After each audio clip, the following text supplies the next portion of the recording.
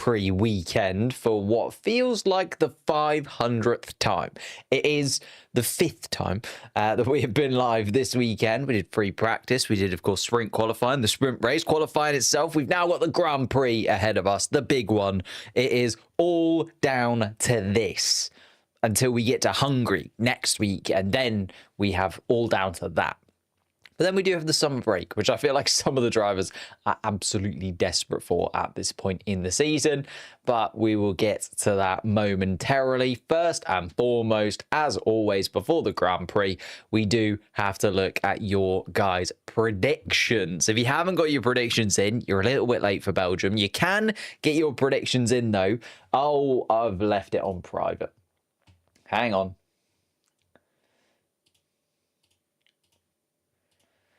There we go. It's now public on YouTube. Apologies.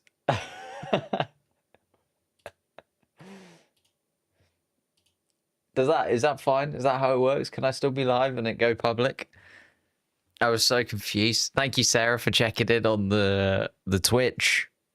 It was just privatized, just talking to myself for a good few minutes. There we go. I think we're now public over on the YouTube channel. Yes. Thank you, Muffin Racker. We are there.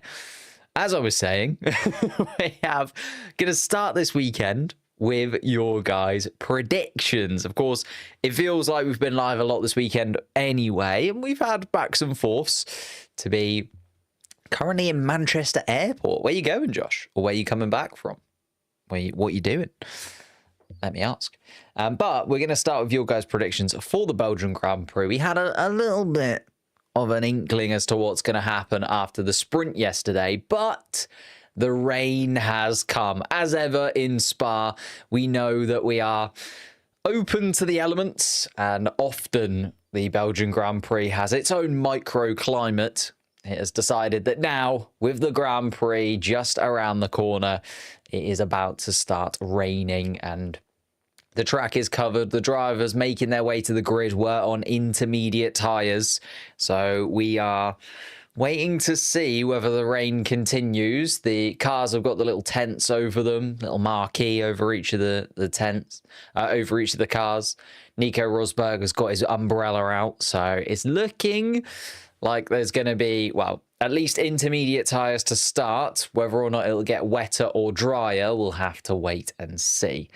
Let's have a little look at your predictions, though. As ever, these predictions are made well before the weekend starts. So we've got the predictions coming out for the Hungarian Grand Prix tomorrow is what I was looking for, even though I just got the weirdest message ever in the chat, but there you are. But if you want to get your predictions in the chat, if you didn't manage to get your predictions involved in the community predictions, let me know your individual ones right now.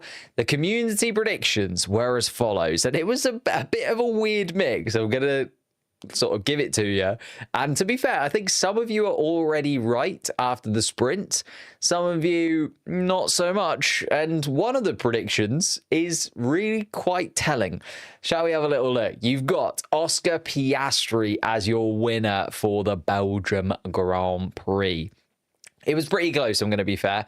It was very, very close between Oscar and Lando as to who was top of the rankings. But after looking at all of the votes for first, second, and third place and culminating them together, it was Oscar Piastri who just beat Lando Norris to the victory. Max Verstappen, the third driver on the podium. And I think that podium prediction looks to be absolutely spot on. If the sprint race is anything to go by, and, well, with the rain, a bit of a curveball has been thrown. But if we look at the sprint race and we go by the pace of the cars so far this weekend, it has absolutely been those three at the front. Charles Leclerc then behind in fourth place is sort of the order of the day. But we'll have to wait and see if that plays out into the Grand Prix. It has been all weekend. As I say, the Grand Prix can always throw up a little bit of a change.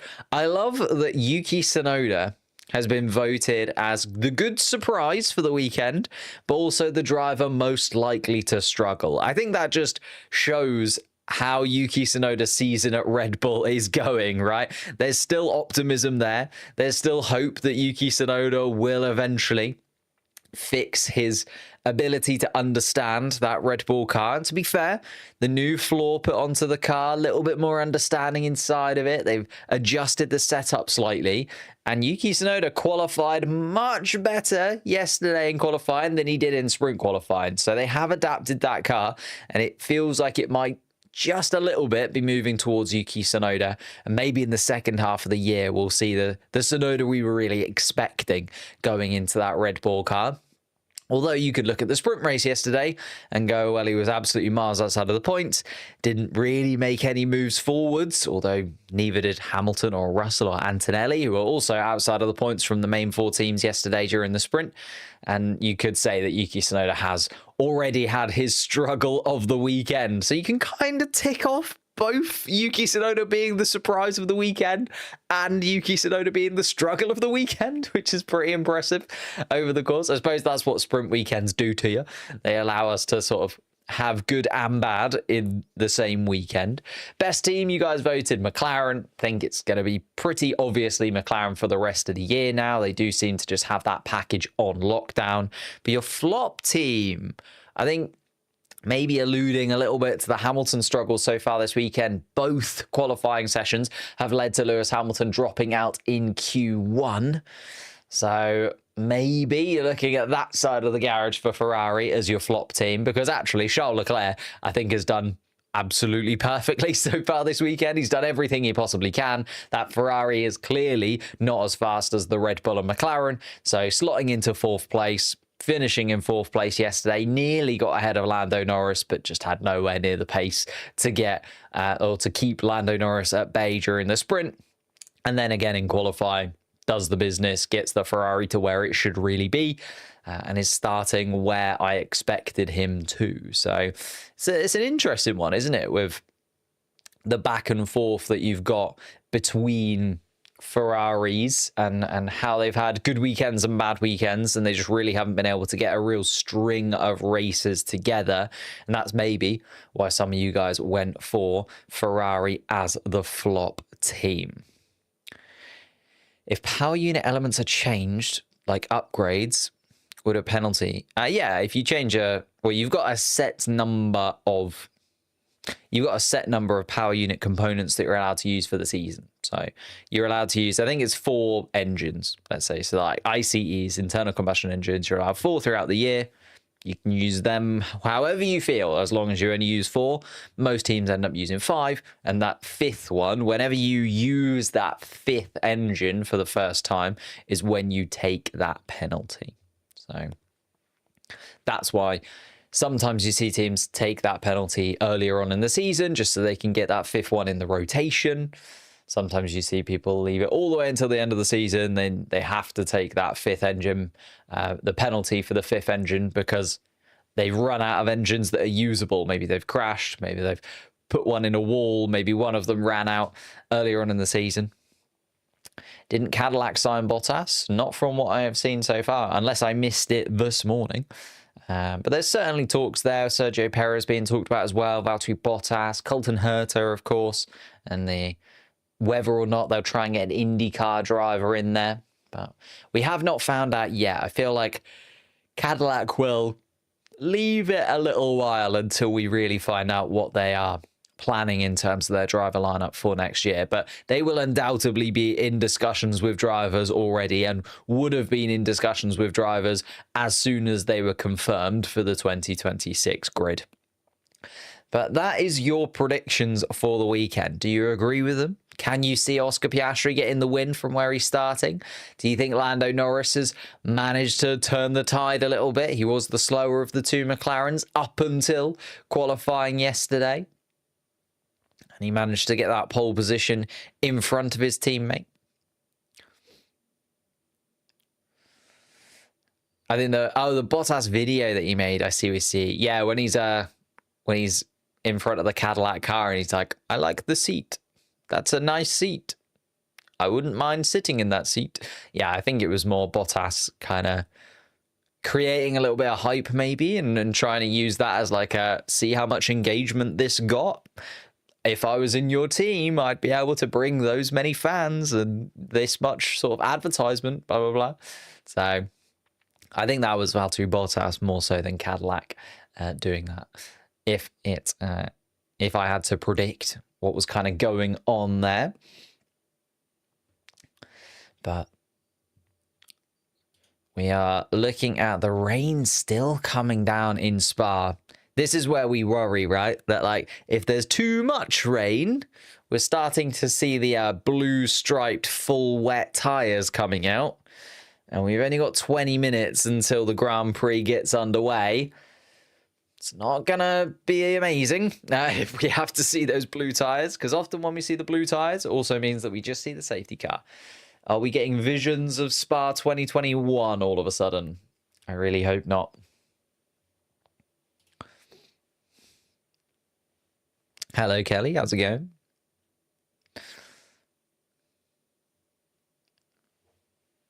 Ooh, Stazzy Bazzy. Thank you for the follow over on Twitch.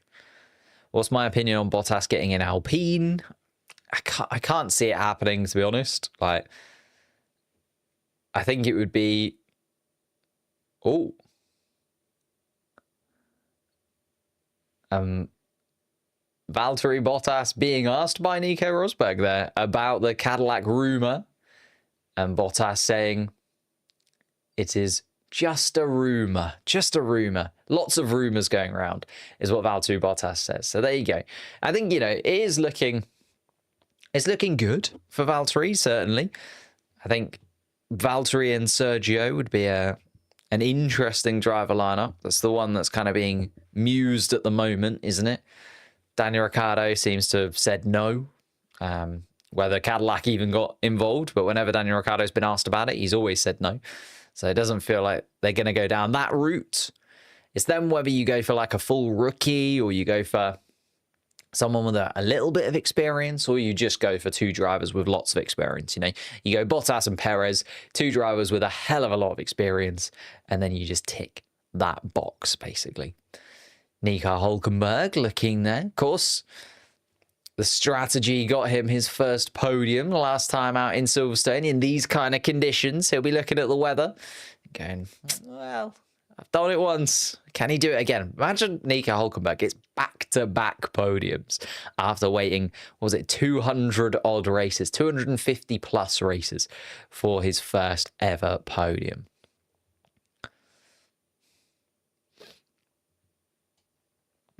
Let's grab the quali board. Bada bing. There we go. Do I think the McLarens can pull this off in the wet? I think the McLarens are better set up for the wet. That's why we saw them not quite have the straight line speed of Max Verstappen in the sprint race, right?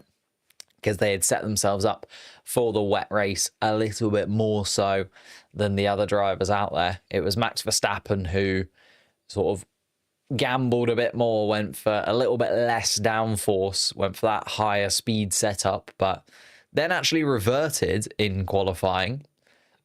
So I think Max Verstappen made the right choice there, reverting in the second qualifying, going for a bit more downforce in the second qualifying session that we've had this weekend. It did cost him a bit of time. You know, he wasn't in the mix with the McLarens really in terms of qualifying yesterday, but it did gain him quite a bit of time in the middle sector, and will mean that hopefully we don't see a repeat of what we saw in Silverstone where he spun when the safety car came back in.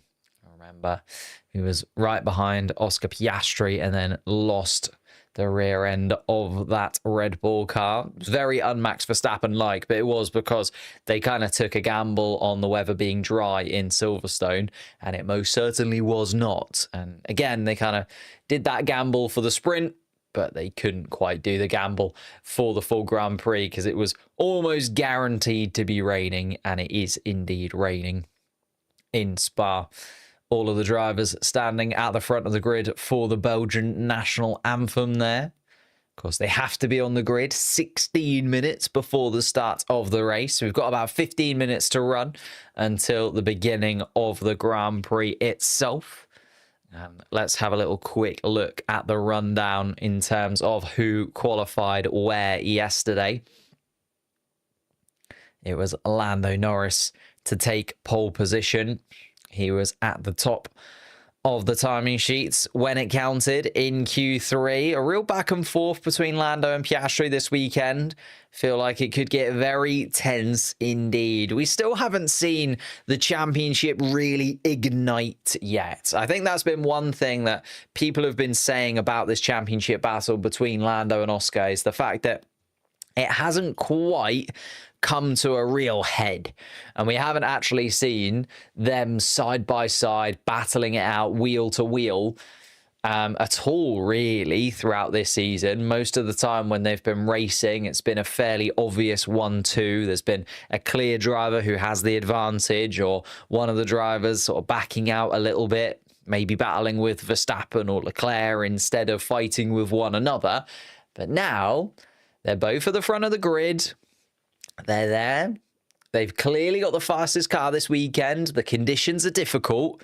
I think this is going to be the first real head-to-head battle of Lando Norris versus Oscar Piastri, of course. Coming into this weekend, there was only 8 points between them. Now 9 points between them after the sprint race. So it could easily go either way. And those points will be absolutely crucial. Coming first or second, there's a 7-point swing there. So we could go into next weekend in Hungary with just a 2-point gap between the two drivers at the top of the championship. So it is very, very much up for grabs in that Lando Norris and Oscar Piastri finally, I think, will get a full run at it, because the team have basically said the Constructors' Championship is all but done, so we can let our two drivers race. We know that there's no papaya rules in play in this. Well, there's still some papaya rules in place, but they don't really need to worry about the team side of things. It is just going to be a sprint to the end of the season. Who can win the most races out of Norris and Piastri, because that McLaren car just is the quickest car. Let's not beat around the bush, can we? Charles Leclerc and Max Verstappen starting behind. I feel like Leclerc is going to fall to Max Verstappen at some point. I just feel like that Ferrari hasn't quite got the pace of the Red Bull behind it, but I think if anything, to go by the sprint yesterday, we're looking at Charles Leclerc slotting into 4th place, probably running away from Albon and Russell behind, but falling foul and not quite being able to catch up to Piastri and Verstappen, who I imagine will end up being ahead of Charles Leclerc. Of course, the strategy could play into it. Maybe the fact that the rain has come will play into the Ferrari's favour. Of course, this is all just based on what we've seen so far, and we haven't seen any wet weather running for these guys this weekend at all.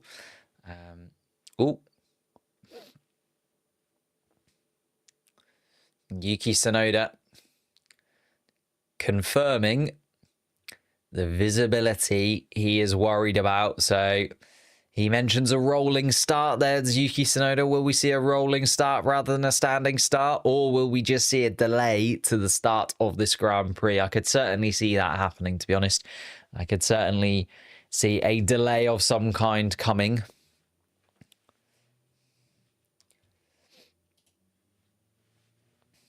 But if the red flags do fly, I'll keep you updated with it. Alex Albon then starting in 5th place ahead of George Russell. George Russell said earlier on today that he's more than had enough of looking at the back of the Williams car this weekend and just being stuck behind Alex Albon. It's been quite a consistent thing for George Russell throughout this year, hasn't it? That he's just kind of been stuck behind Alex Albon at various points.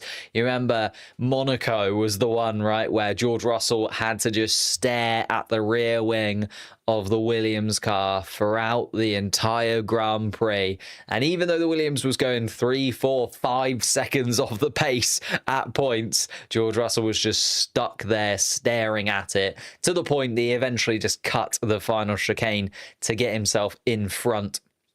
And actually have a little bit of a run around the Monaco track at full speed, did George Russell. So I think he will be hoping and praying in 6th place that Alex Albon just shuffles out of the way fairly comfortably towards the beginning of this Grand Prix, and George Russell gets himself up, maybe can battle with Charles Leclerc. We didn't actually get to see the real pace of George Russell in the sprint yesterday because he was just in and amongst all of the traffic.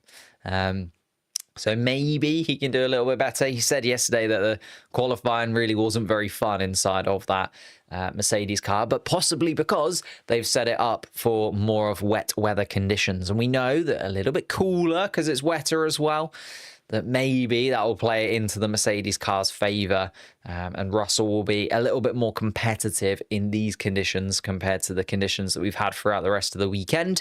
Then behind that, a lovely RB battle, really. Tsunoda, Hadjar, and Lawson. Little trio in 7th, 8th, and 9th place. We know that Tsunoda finally gets that floor upgrade and manages to sort of reset a few of the parts of that Red Bull car in his favour. Now, looking like Yuki Tsunoda has clicked at least once with this Red Bull car. Starts in 7th place. Again, he'll be sort of looking forwards rather than backwards, hopefully. But the 2 RB cars behind him, Hadjar and most certainly Lawson, will be looking to do anything they can to upset the Yuki Tsunoda apple cart.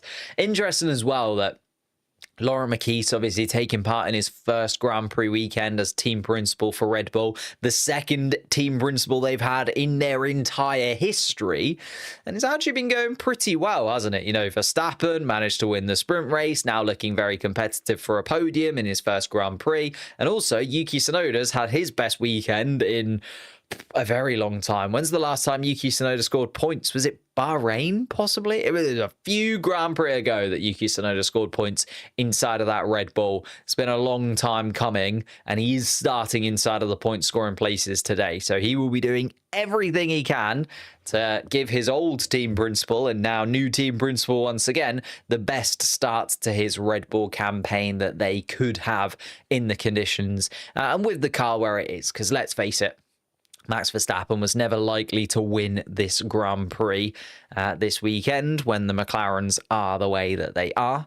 Then behind, as I say, Hadjar and Lawson will both be looking to sort of show their new team principal that actually the old team principal, even though he's left and gone to the main Red Bull team, maybe I should be following him. Lawson obviously got that opportunity at the beginning of the year, has sort of slowly taken his time to get up to grips with this RB and missed a lot of the preseason testing with this RB, of course. It's taken Lawson some time to readjust, and I think fairly, because losing the car that he had and losing his position in the way that he did would have been absolutely crushing for him. But starting just behind his teammate is exactly what we want to see from Liam Lawson. Isaac Hadjar, though, has been sort of the crown of the rookies so far this year, isn't it? It is Isaac Hadjar. I mean, rookie of the season? I'm trying to think, you know, Behrman and Bortoletto have both been very good at points, but Hadjar has just been way more consistent. Kimi Antonelli's form has kind of fallen off a cliff, really. We'll get to him much, much later on down the line. So Hadjar is certainly looking like the rookie of the year so far. Ooh, Kuzlam Jojo, thank you for the super chat. Will there be rain in the race? Almost certainly. It is still raining now, and we are 6 minutes away from lights out. Well, 6 minutes at the moment, unless, of course, we get any kind of indication from race control that the rain will sort of cause any problems. In fact, I can show you the race control messages if you would like. Where is window capture? There we go. Add existing race control. There is the race control messages. Risk of rain for this F1 race is 100%. So if you ever needed confirmation that it is likely to rain during a Grand Prix, there it is. The risk of rain is 100%. And I'll pop that there just in case we do get any changes around in these last few minutes. Oh, formation lap will be started behind the safety car. As if by magic, I knew there was going to be something come up. But yes, Jojo, certainly going to rain during the race. In fact, still raining at the start of the race. And it does mean that the formation lap will be started behind the safety car. And as you can see, everybody on intermediate tyres. Just before that, though, rounding out the top 10, Gabriel Bortoletto with his opportunity to score just points for just the second time in his Formula One career. He got those first 4 points on the board in Austria a couple of races ago. Now looking to get there once again. Starting inside of the top 10. I mean, it's been a very good weekend from Gabriel Bortoleto. Sort of handed a bit of a lifeline in qualifying, wasn't he, when Lewis Hamilton had his lap time deleted. And that meant Gabriel Bortoleto did make it through to Q2. And he certainly showed that he was worth that, because then he also managed to get through to Q3. Couldn't quite battle with the RBs in front of him come Q3, but a 10th place start for him is exceptionally good, considering, again, rookie season in a Stake Sauber car. I know that the Sauber has been getting better, but still a lot to do inside of that Stake Sauber car to get it into the point scoring places. Behind that, we lost Ocon, Behrman, Gasly, Hulkenberg, and Colapinto, and then Stroll, Sainz, Hamilton, Antonelli, and Alonso at the back of the grid in that order outside of the points. The sort of big ones there: Lewis Hamilton starting 18th place and Kimi Antonelli starting 19th in all of this. Just an absolutely horrendous qualifying sessions for the both of them. Neither of them having any kind of luck or any kind of consistency throughout the weekend so far. And it's going to be a very long Grand Prix from them at the back as well. DRS has been disabled. There you go. By race control, as you would imagine. Starting on the intermediate tyres, we do never have that DRS enabled anyway, but the formation lap will be started behind the safety car still. We are a couple of minutes away from the beginning of the Grand Prix. What are we thinking then? Are we going to see some racing laps fairly early on, or is this going to be a rainy start to the Grand Prix, possibly even a red flag if the rain continues to fall, and then we will all have to sit in and wait for the Grand Prix to get underway? I'd quite like this to finish, not that, I want to be elsewhere, but the Women's Euros is also, the final is later on today. I'd quite like to watch that. So if we could get it finished before like 5 o'clock, that'd be amazing. We do have the 3-hour limit, to be fair, on the Formula One races after the Canadian Grand Prix. What was that, when was the Canadian Grand Prix that just went on forever? Was that 2011, 2012? Can't remember now. The longest Grand Prix in Formula One history was just an insanely long Canadian Grand Prix that went for like 11 hours. They now have a stop clock on there so that the Grand Prix cannot go any longer than 3 hours once the checkered flag has waved. Crash at the beginning. I feel like we're not going to get too much going on at the beginning because the formation lap will be behind the safety car. And that usually points to the fact that we'll either have a delayed start or a rolling start, depending on how much grip and how much visibility the cars have got. 2011. I was right, 2011. I don't know why I thought it was 2012. I was sort of 50-50ing in my own mind as to whether it was 2011 or 2012. Weather report, still raining, unfortunately. We like a little bit of rain, but as soon as the rain gets too much, then it's sort of a sweet spot of rain when it comes to Formula One, isn't it? We want to rain a little bit to, add a little bit of drama, shuffle up the order a touch, but we don't want it to rain too much because then it is cancelled. So it is still raining at the moment. I think the most annoying thing about the fact that it's raining is not that we will get a formation lap behind the safety car or that we might get a delayed start. It's actually that we won't get to see how the tyres played out this weekend. Pirelli trying something a little bit different, splitting the strategy in terms of the tyre compounds, bringing the C1 hard compound tyre, but then skipping the C2, and the medium was the C3. So I was really interested to see how those two tyres would balance each other out, right? And effectively having a hard, soft, and super soft, how you would balance using the hard and the soft tyre throughout the Grand Prix. We're not going to see any of that because everyone's going to be running the intermediate tyres. If it stays this rainy, they'll swap from inters to inters. And then if it doesn't stay this rainy, we'll swap from inters to likely the medium tyre.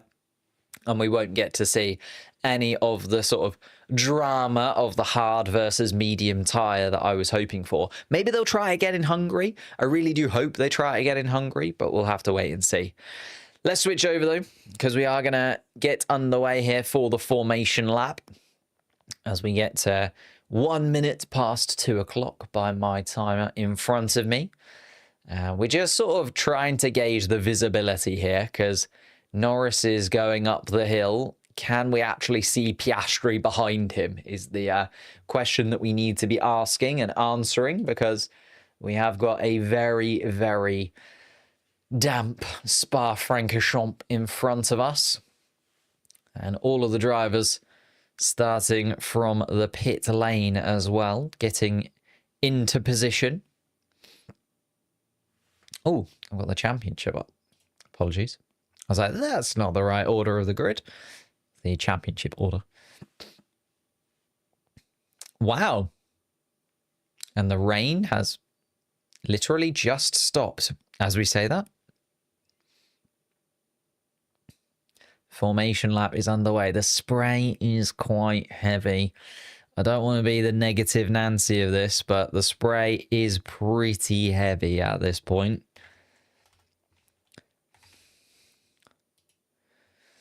Got more drivers than ever before starting in the pit lane, which is pretty impressive. Starting procedure has been suspended, right, and a red flag. So just to highlight that at the bottom underneath the racetrack. Starting procedure suspended, red flag waved. So, what are we going to do now? I might take a seat.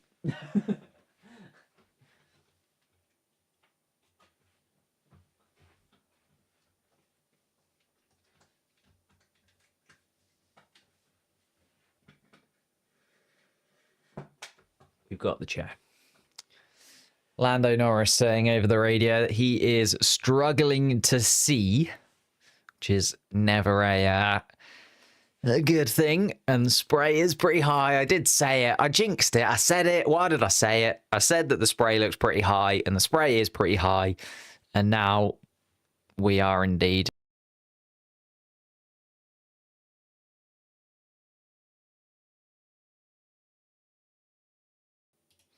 And now we are just going to have to wait for the start of this Grand Prix. And it's going to be a little while, I'd imagine.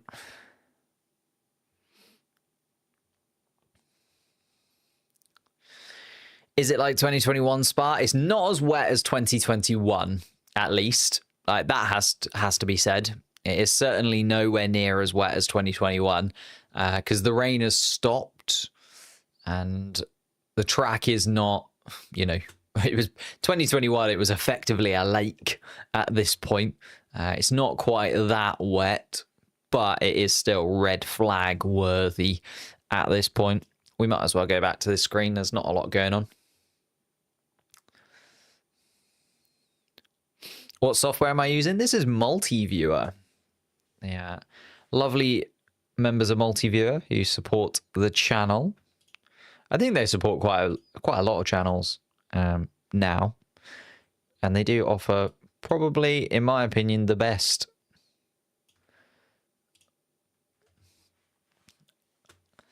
overlays that you can get. You can have it all as well. You can open this up for yourself if you have F1 TV. They don't use full wets anymore? No. No, the full wet tires effectively just extinct at this point. The problem is that even with the full wet tire, it's not the tire having grip that's the problem. It's the drivers not being able to see. Like, the visibility is so poor that unfortunately we cannot see anything. Let me just... Is this super loud if I do this? No, it's not too bad. Just popping the desk down so that I can take a little seat whilst we wait for the start of the Grand Prix. Not going to stand for this. We know that this is going to be a red flag, and we know it's going to be a good chunk of time. So I'm taking a little pew. I'll stand up once again once the Grand Prix gets underway. What's happened? Nothing too much, to be honest. We are just waiting for the rain to stop. Well, the rain has stopped, at least. It is minimal rain now coming down over the circuit. But we're going to wait for a few of the damper spots of the track to hopefully dry up a touch. And undoubtedly, we're going to see the only one in the horizontal stream chat. Possibly. I mean, most people have probably gone to make a cup of tea.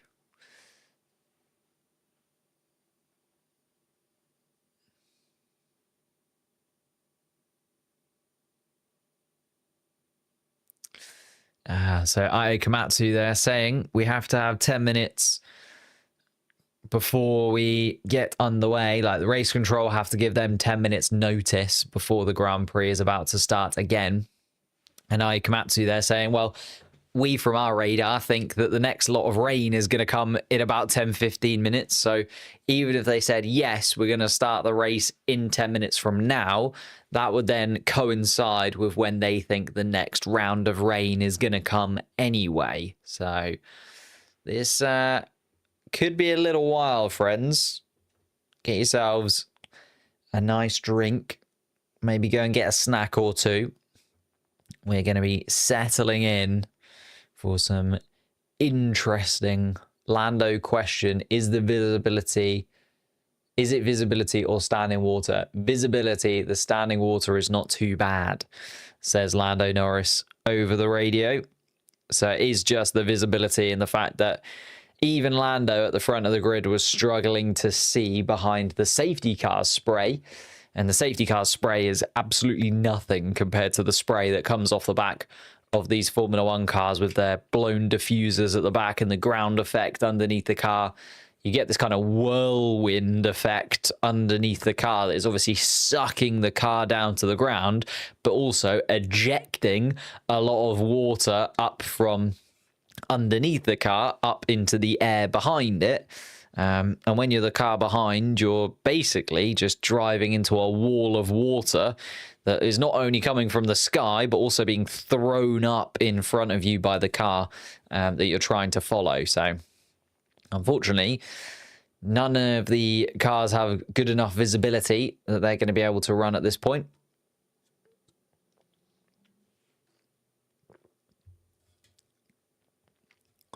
But that's a good thing. The standing water not being too bad does mean that hopefully we can maybe get some sweepers out there and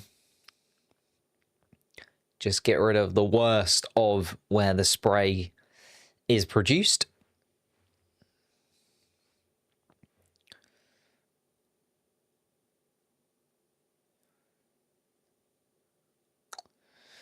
And the red flag has been dropped. Still no confirmation as to what's going to happen next. As I say, keep you updated. It will be at the bottom of the screen. I've added in the red flag warning there that came through at 2 minutes past 2.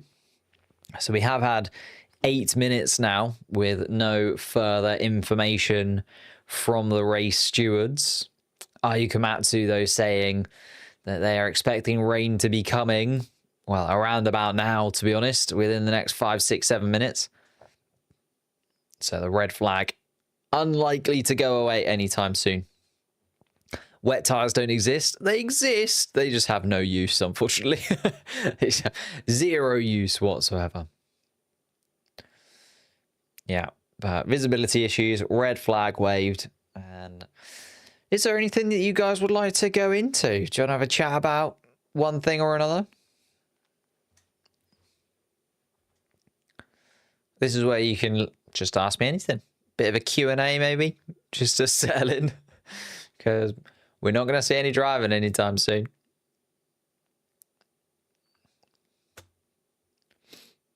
A Lewis miracle here in Ferrari is just so unlikely.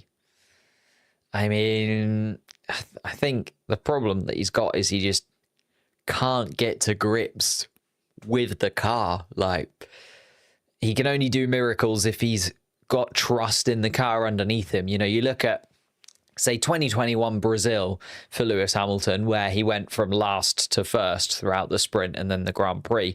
The reason he was able to do that is because that Mercedes car, he had so much faith in the pace that it had, and he could trust it in every single possible corner. He could basically lean on that car.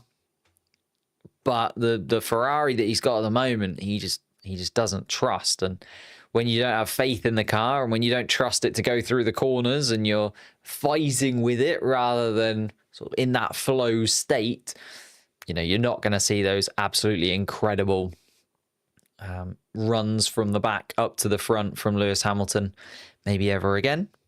Oh, A-wings may be used. There you go, race control message. The A-wings may be used. There you are. Not much of an update, but an update nonetheless. How long do I think Lewis will last at Ferrari? It depends how 2026 goes, I think. I think he'll be there for 2026, probably 2027 as well. And then it's a bit of a reset. I could see him calling it quits at the end of 2027.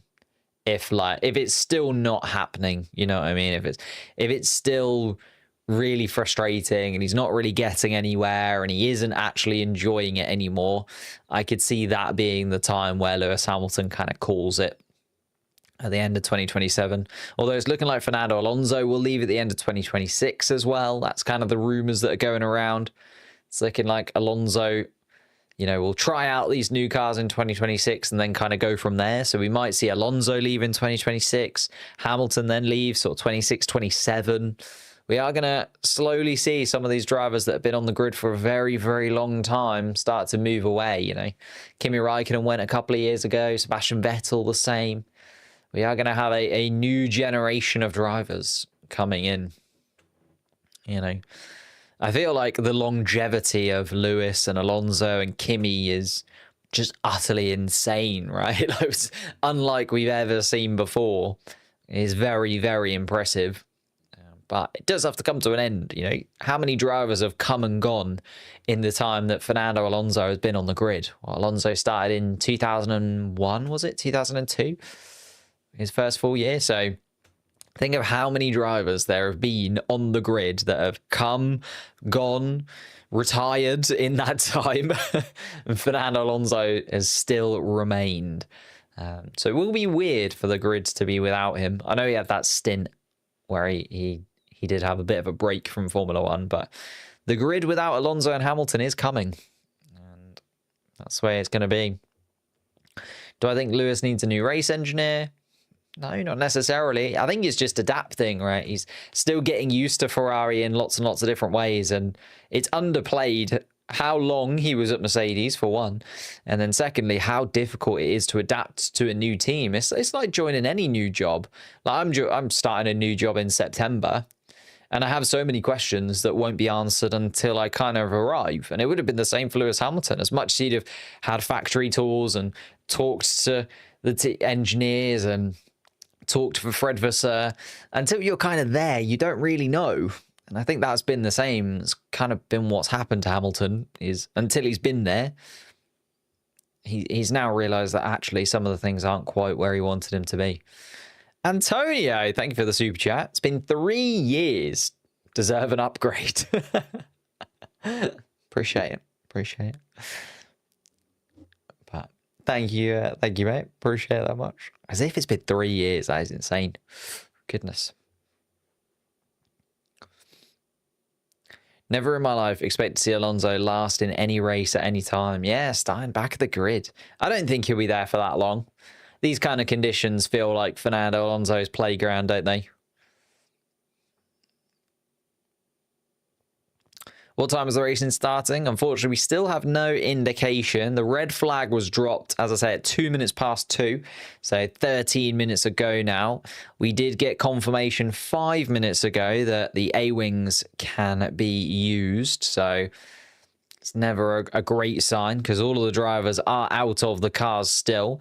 Remember, race control does need to give the teams 10 minutes warning. So we will get a 10-minute warning when they deem the track ready for racing, or at least they think it will be ready for racing in 10 minutes time.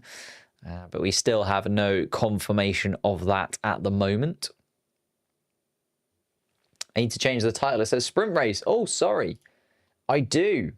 It does say sprint race over on Twitch. Thank you for letting me know. I forget because the Twitch one, you have to like manually update. Don't know how I missed that, but appreciate it. Thank you very much.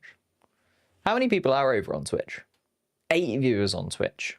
We're growing. It's a new thing. It's the first ever weekend I've been live on Twitch. How does it look? Is it okay? Got a few people joining from Twitch. There we go. It's good. Looks good. Perfect. Beautiful. Thank you very much. Welcome to the stream. We weather radar there up on the screen. Let's have a little look.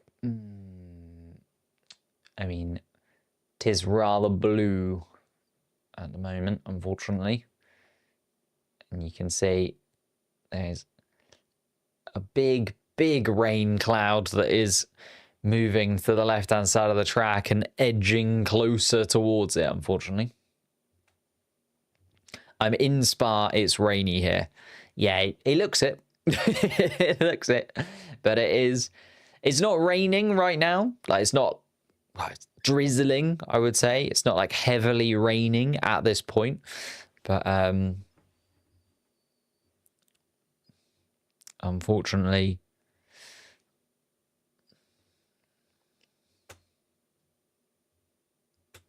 what is an awning? Is the little tents that they put over the cars.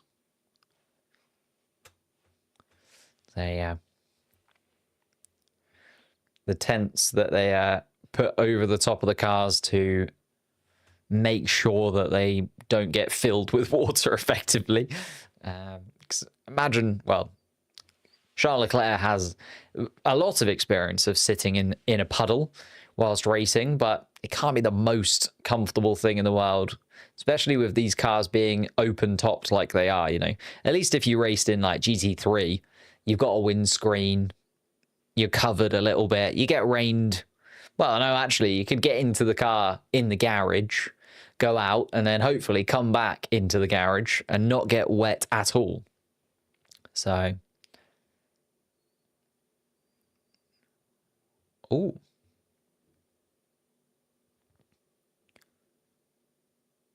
Ah, okay. Yeah, they're going through how many points they would get for each thing. So we do need to do 11 laps of the Grand Prix to get to the 25% distance. So 11 laps is what we need. 22 laps, obviously half race distance, would be a lot better because then we'd be at half points. Well, it'd be 13 for a win, 10 points for second. So hopefully we get at least 11 laps of racing, basically, to get some points on the board. If we get less than 11 laps of racing, it will be over before it started.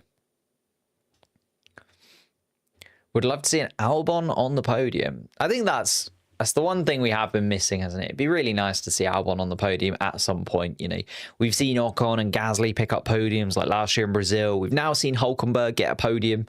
I know that Alex has had podiums in the past, but not for Williams. And I feel like a Williams podium and it being Albon would just be really nice, like lovely and poetic, wouldn't it, for them to get a podium at some point together? Because Albon has really, well, Albon was there before James Vowles was there. So, you know, you could see this as the Williams team under Albon has been the Williams team that we've started to see really take those steps forwards. I know the big transitional phase was when James Vowles came in, but still it's sort of Alex Albon's team at this point, isn't it? As much as that sounds a little bit weird to say. Albon has been there longer and been the driver that has been pushing the Williams car to to higher and higher heights from, I mean, the absolutely dreadful Williams car that, for instance, George Russell had for his first 3 years in Formula One, that was absolutely just horrendously slow. It is now a proper midfield running car, isn't it? And, well, currently leading the midfield in terms of the Constructors' Championship. So, what is an awning? It's just the tent that they put on top of the car. So, if you look at the cars in the pit lane right now, they've all got like a little house on them. That house is an awning, which is not a good sign, basically. They red flagged the race so that the drivers jumped out of the cars, but now they're also putting the awnings up, which just means that the cars don't get rained on directly. But it also just means that they're not expecting the rain to stop anytime soon because they're allowing the teams to put those tents up.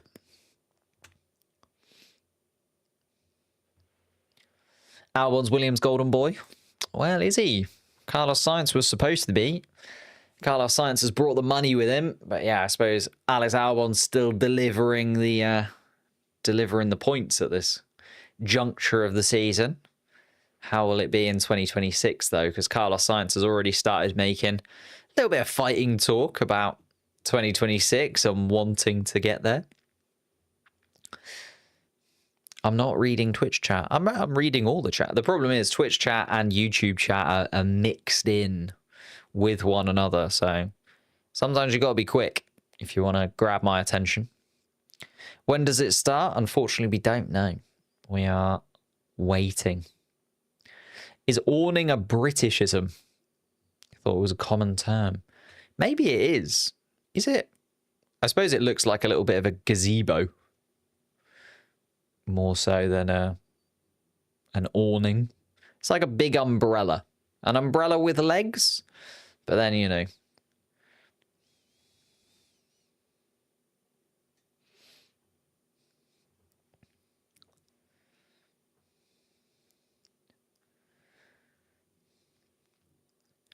Who wins the championship, in my opinion? Way too early to tell. Like, so tight between Norris and Piastri. Obviously, if you extrapolate out what's happened so far this season, you'd go Piastri. But I don't think we can really judge. I think it's going to go all the way down to the final Grand Prix, and it's going to be which driver is in the better position going into the final race in Abu Dhabi. Can I explain what A-wings are? A-wings? Are you reading awnings wrong? I have seen the A-wings thing pop up in the chat, but I don't know what an A-wing is. Are you referring to this?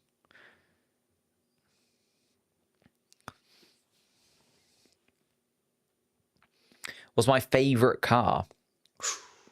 Like race car? I mean, it's got to be the McLaren MP4/4, right? Can't be any other really.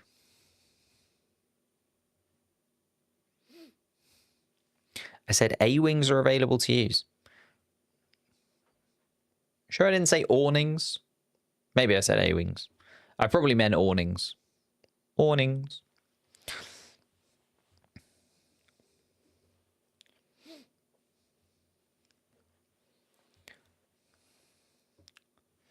The word awning is used in Australia as well. Well, there you go. Awning is awning. And that makes enough sense for me.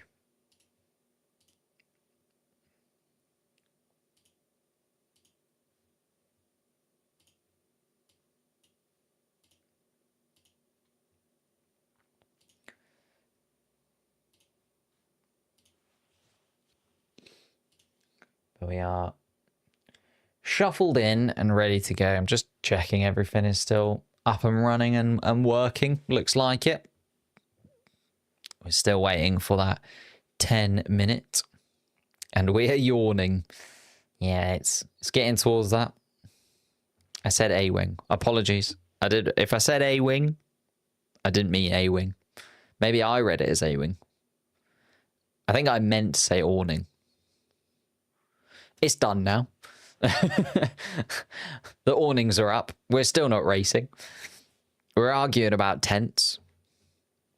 It's intense.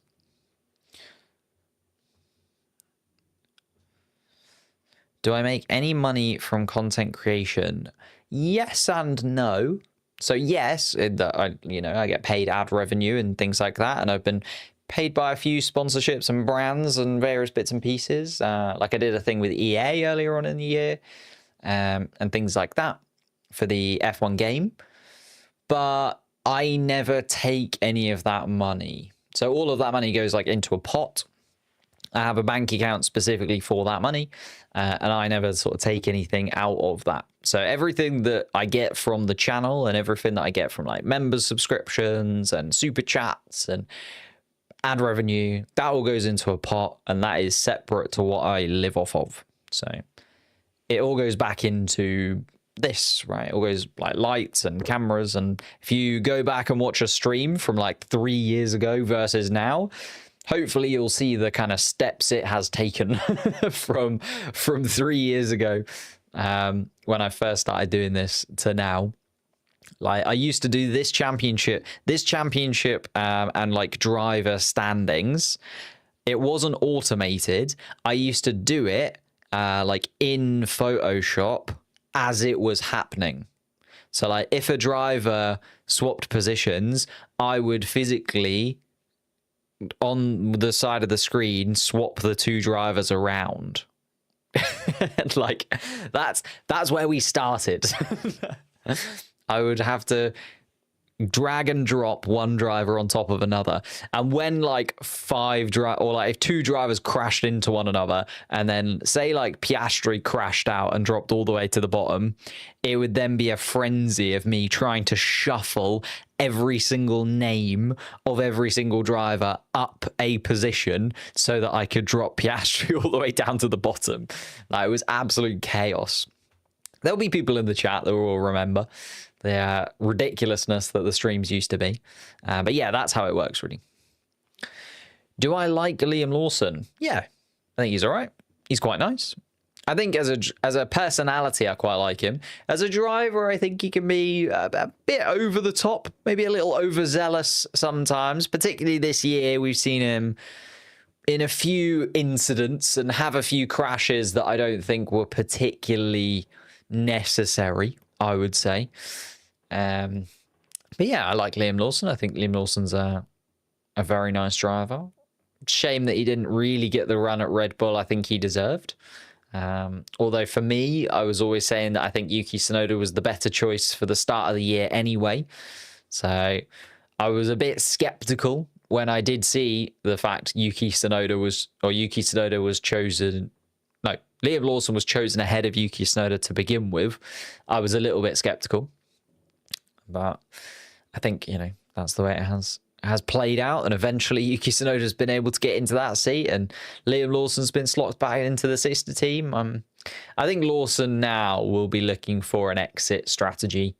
I think Lawson will be a little bit gutted that he didn't take the opportunity to jump ship, because there was a lot of talks about, well, when Andreas Seidel was leading the Audi project rather than Matteo Binotto, there was a lot of talk about Liam Lawson possibly getting a Sauber seat for this year, and almost being where Gabriel Bortoleto is now. So it could have been Hulkenberg and Lawson in the Stake Sauber team for this year, and that's what they were planning on originally, until Liam Lawson then in September did get to replace Daniel Ricciardo.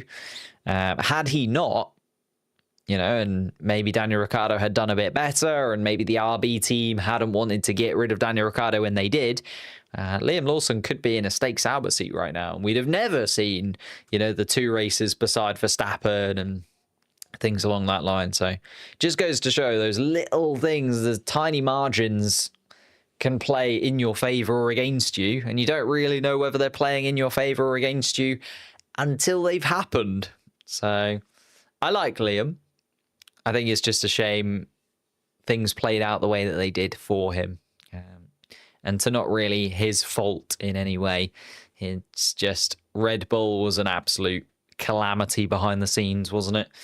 As seen by the fact that everyone has now left and Christian Horner has also been fired. Like, everything went wrong and has been wrong and now is over and done with. When will it start? Rain update. It is still drizzling. So the rain hasn't completely stopped, but also is nowhere near as heavy as it was sort of 20 minutes ago.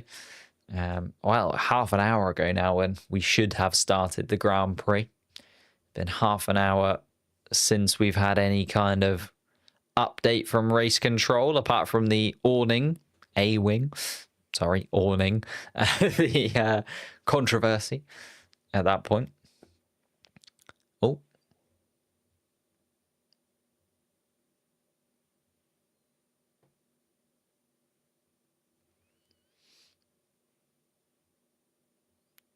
Just having a little listen. Talking about the intermediate tyres. So, yeah, likely the intermediate tyre to be the choice of tyre. Talking about whether or not they've got enough intermediate tyres. And I think they should have. What happened to Hamilton? Just messed up, well, both qualifyings this weekend. Spun in Q1 during the sprint qualifying, and then also had a lap deleted for crossing the white line at turn 4 in the second qualifying session of the weekend. So starts from 18th place, really. There's not too much more of it. But yeah, still no update on the start, unfortunately. It is still starting. It is still raining a little bit. Nico Rosberg stepping in to just talk about the frustrations of waiting as a driver at this point, knowing that the conditions are not really changing. They're going to be tricky whenever you get out on track, but certainly very tricky right now.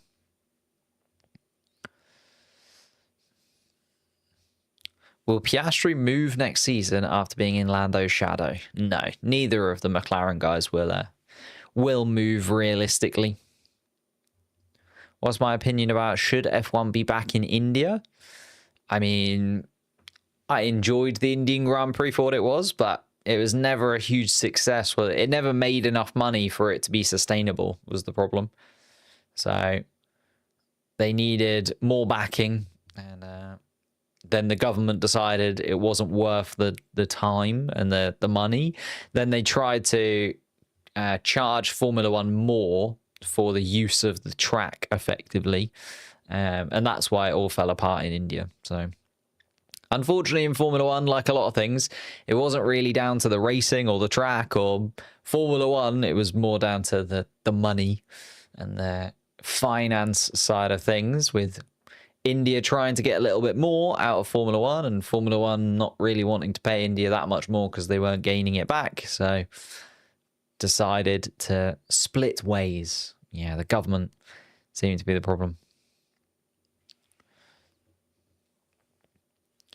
And Ollie Behrman just waiting for the rain to subside. As he's just said that, the rain is on the radar at the moment, and it is still raining.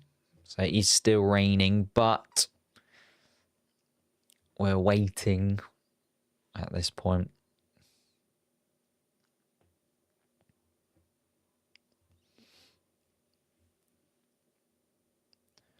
Have I watched the F1 movie yet? I haven't, no. I've seen a lot about it.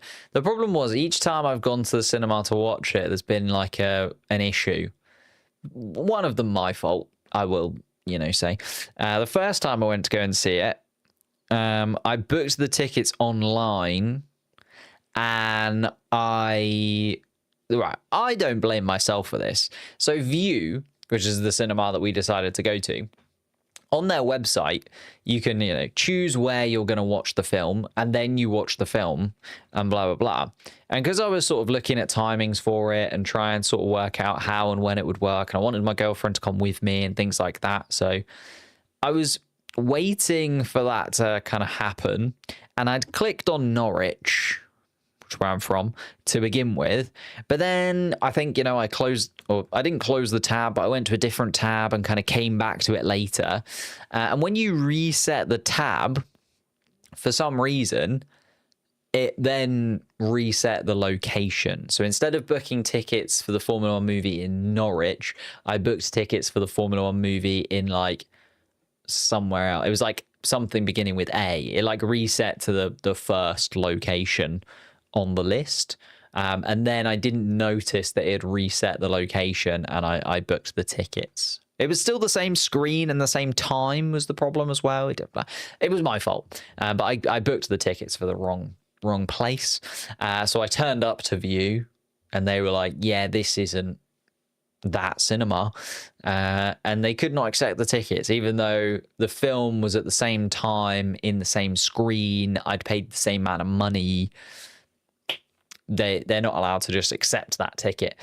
So we watched 28 Years Later instead, which I would recommend. I really enjoyed it. I thought it was very, very good. It was very unlike the F1 movie, I would imagine.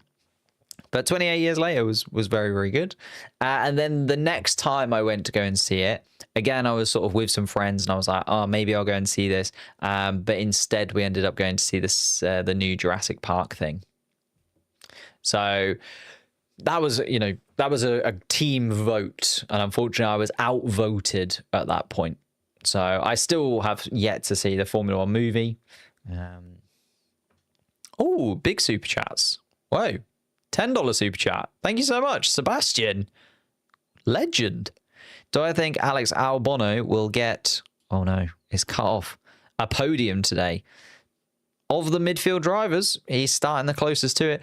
As we said before, I think it would be poetic for Alex Albon to get a podium at some point with Williams, whether it's today and he does like a full George Russell. George Russell was the last driver to get a podium for Williams, and it was here in Spa in 2021. Problem is, Albon hasn't qualified inside of the top three. So we do need at least a little bit of racing for Albon to be able to get up into the top three. What would be perfect for Albon, really, is we do exactly 11 laps of racing. In that time, Leclerc, Piastri, Norris, someone like that spins and takes out another one. Albon just creeps up into third place, and then another red flag, and then it's cancelled and we're done. Because then we still get points, and he would still get that podium place. But yeah, it would only have to do 11 laps worth of racing. So wouldn't have to really fight with, Norris, Piastri, Leclerc, Verstappen for that podium position. So that would be the perfect scenario for Alex Albon in all of this. Because he then gets the podium trophy. The points don't really mean that much to him this season, let's face it. He's kind of slotting into where he is going to be in the championship. But I think Alex Albon getting a podium for Williams, I think it would be better if he got it in 2026. Even if it's not on pace necessarily, but, he gets that podium in 2026, that would be absolutely incredible. And so good, like, for Williams and for Albon and for everyone involved. I think that would just be the perfect culmination of this era of Williams that we've had from 2021 through to now. Actually, would it be better if he got it this year? Because then it's within this regulation cycle. And it kind of shows that Albon came in, restructured the team around him, was like, I'm going to be the main guy. Latifi, step aside, Sargent, get out. Like, it's kind of made it his own, and then culminated with 2025, the end of this regulation cycle, the best year that they've had in Formula One in a very long time, and a podium from Albon. I've kind of talked myself into it. I think Albon needs to get a podium this year, and that would be perfect. It'd be a beautiful way to sort of wrap a little bow around this regulation cycle for Williams. Why aren't they going full wets, or are they not a thing anymore? They are a thing, but the problem is not grip, it's visibility. So the full wet tyre are brilliant in terms of the fact that they add additional grip and they allow the car to displace more water than the intermediate tyre. So they allow you to have more grip underneath you inside of the car. But they also produce a lot of spray.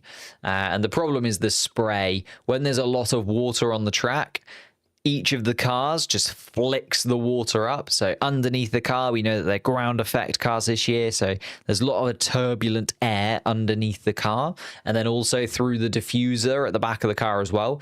And what that does is effectively creates these whirlwinds, which then shoot the water up into the air behind the car. You get this kind of rooster tail of water that is shot up behind the cars.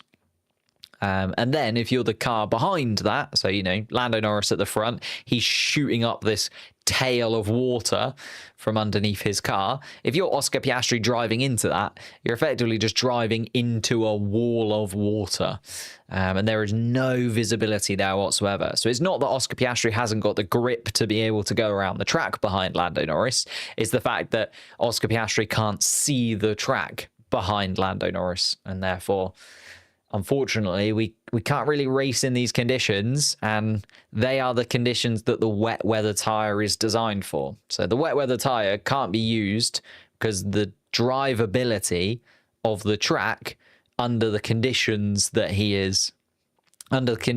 they're useful for, they don't work because of the visibility side of things. When does the race start? And still nothing, unfortunately. As you can see at the bottom there, the last message that we got from race control was at 14:09 race time, and it was that awnings may be used. We have heard nothing since, and we know that we're going to get a 10-minute warning from race control if we do get back underway anyway. So we are just waiting for that 10-minute warning from race control. Hit subscribe. I think everyone should hit subscribe. That is a great comment to make, and certainly something that I can get behind. If you are new to the channel, hit that subscribe button. On our way to 130,000 subscribers, which seems ridiculous. If you are also new to the channel and you want to go over and follow on Twitch, I'm setting the goal as 1,000 followers before the end of the season on Twitch. I think we can get 1,000 followers on Twitch, especially because I'm going to be doing some extra Twitch streams here and there. So I think 1,000 followers on Twitch would be the goal. We currently have, I think, 600, but this is a Twitch channel that I've had forever. Like when I first made a Twitch account, this is the channel I had. So the followers have come from various different means, and therefore I think 600 is a little bit of an inflated number. I think a lot of those people have forgotten who I am. But yeah, hit subscribe, hit follow. That'd be absolutely lovely. Seriously bored right now? Yeah, well, there's not a lot going on. There's not a lot going on. I feel bad for people who are there. Yeah, it's got to be... They're keeping in high spirits, to be fair. Whenever the camera does cut to them, they are dancing around and waving their arms in the air. Just hopefully, I think just trying to wave the clouds on. Just moving the clouds on, trying not to get the rain coming down once again. The rain has stopped, though. Red flag has unfortunately not been taken down, and there is no warning from race control as it stands. So once it's not rain, the problem is it's still raining a little bit as well. The frustration is that whenever it sort of slows in terms of the rain, it never stops. Like, it never fully stops at any point on the track. So we still have a little bit of rain going down. Clarity on pit lane starts, please. I mean, it just means that they start from inside of the pit lane. So normally at the start of the race, you start on the grid wherever you've qualified. So you'll see Lando Norris's car at the front. There's a white line which sort of represents the beginning of the race. And Lando Norris will be the closest to that white line. If you start in the pit lane, you have to wait for all of the cars on the grid to have gone past that line before you can then come out of the pits. So you're starting inside of the pit lane and effectively then starting last as well. Well, not just last, but you're also starting last and a bit, because you lose that time where you've got to come out of the pit lane after everybody else has already gone past. Hope the race starts soon. It will at least be another 15 to 20 minutes, I would say, because we still haven't got that 10-minute warning yet from the race control stewards. And therefore, it's going to be at least 10 minutes from that point. And it is still raining a little bit at this point as well. So it's going to be a little while, unfortunately. Ayrton Senna would be turning in his grave. He loves these conditions. It's very true, actually, yeah. He absolutely thrived in these kind of conditions, didn't he? He'd have lapped the whole field twice.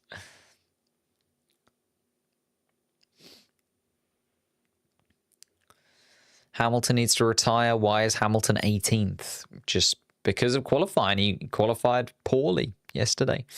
And then also, yeah, made some adaptations to that Ferrari car, so then went further back. So qualified in 16th, but would have been starting from the pit lane as well. So a lot of the cars that qualified towards the rear end of the grid decided to make changes.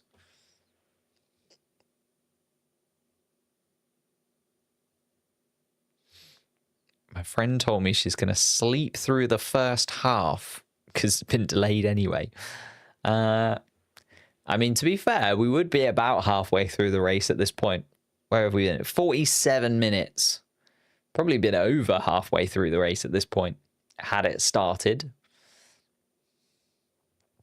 But unfortunately, it has been 47 minutes of waiting. Anonymous became a member of the channel. Thank you so much, man. Appreciate that.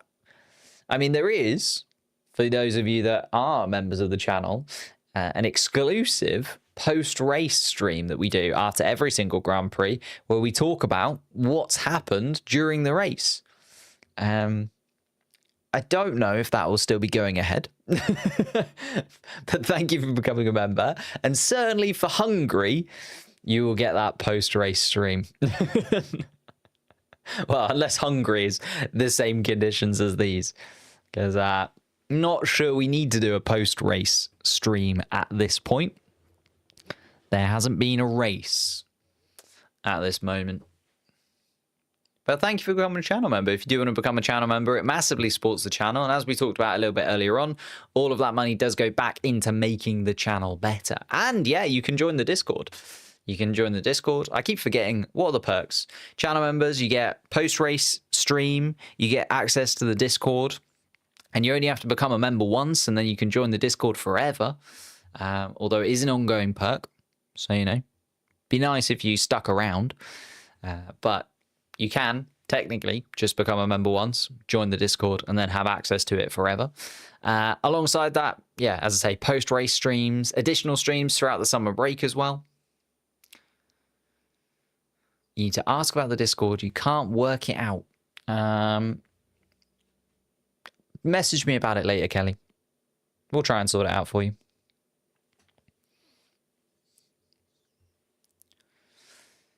Any updates? When is it starting?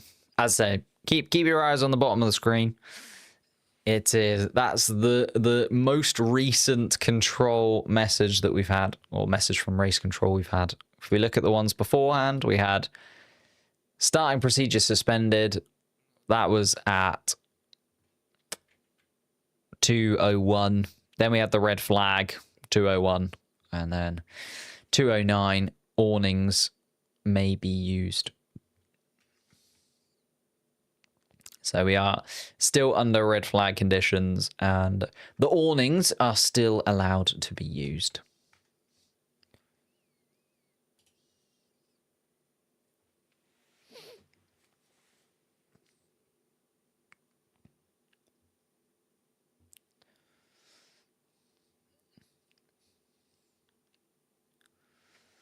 GameStar, thank you for the super chat. Race should start behind safety car. Way better way to clear water. I think they will as soon as the conditions are just. They usually do, don't they? Sort of do at least a few laps behind the safety car to try and just displace as much water as possible, because as much as there are tractors and so on out on track right now, sweeping various bits of the track, we need 20 cars running around there. That'll displace the water pretty swift.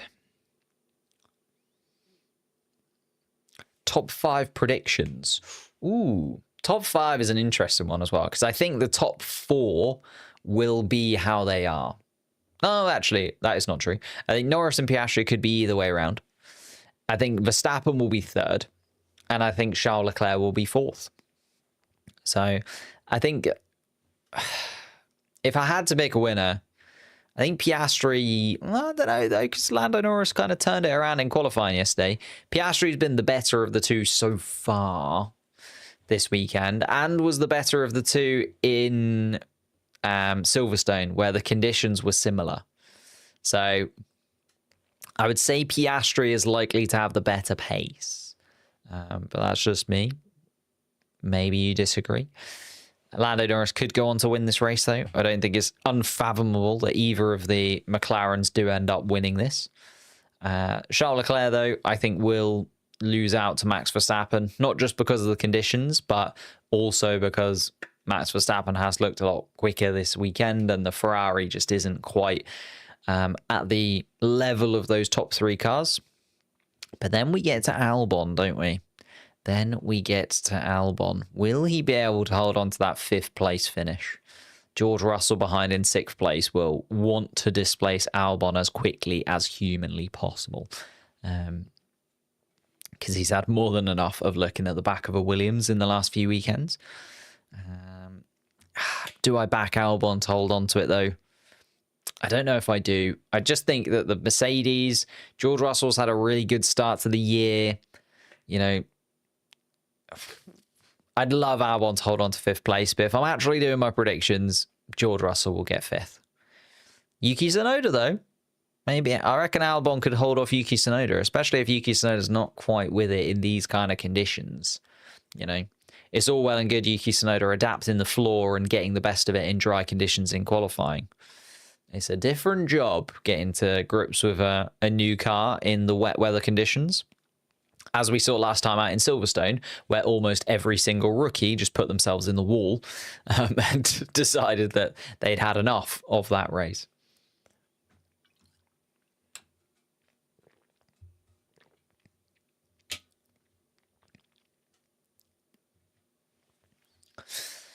Here we are then. 53 minutes after the race should have started, and still no word at all.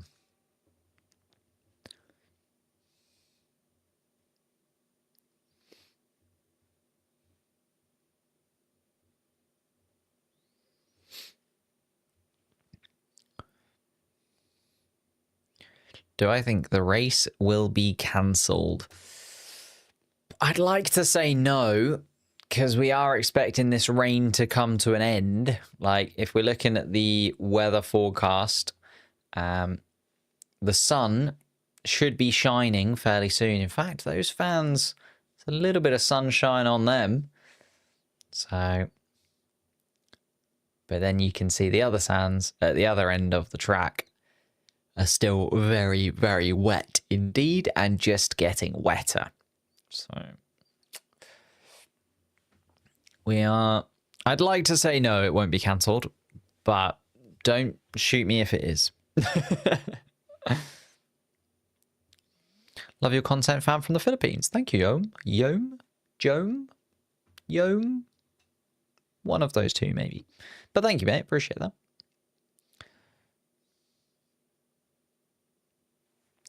Dumb question from someone from the 90s. That's me, Kelly. Don't worry. Message how? Instagram, Twitter. I sometimes check Twitter. I don't really check any of those. There should be a link to the Discord just in the members' notes. Like when you become a member on the channel, it should be one of the first things you get kind of clicked through. But yeah, message me on Instagram. We'll go that way. I'll check Instagram after the race. Where do I think Carlos will end up? What do you mean? Like at the end of his career? Lord only knows. He's been at so many teams already as Carlos. That's the thing. To be fair, I don't think anyone expected him to leave Ferrari anytime soon. Even him leaving Ferrari came as a surprise even to him. So he's been at Renault. He's been at McLaren. He's obviously been part of the Red Bull stable in that second Red Bull seat. I could see Carlos doing a stint at Audi, later in his career. I know that was a big, discussion point about going into next season and whether or not he might go to Audi. But I still think that there's probably a relationship there. And I think that he could end up doing a stint at Audi. I could see him doing, going back to McLaren maybe. If, could I see him? I was just trying to think then. Lando would have to go somewhere. But I was going to say, I could see him going back to McLaren, right at the end of his career. But then I suppose it depends how competitive the McLaren is and where the seats are available. I could also see him going back to Ferrari. But the problem is they've got Ollie Behrman. So it would be replacing, if Ollie Behrman was horrendously slow or something, and Ferrari needed a quick fix, which I can't imagine. So I think Carlos has still got really good connections with a lot of the grid, is the thing. Sorry, I'm late. What did I miss? Ooh, who's going to let him know that we have seen no racing whatsoever? Ooh, we're getting sectors clear, though. Track clear. Confirmed. Track clear, track clear. Double waved yellows in sector 16.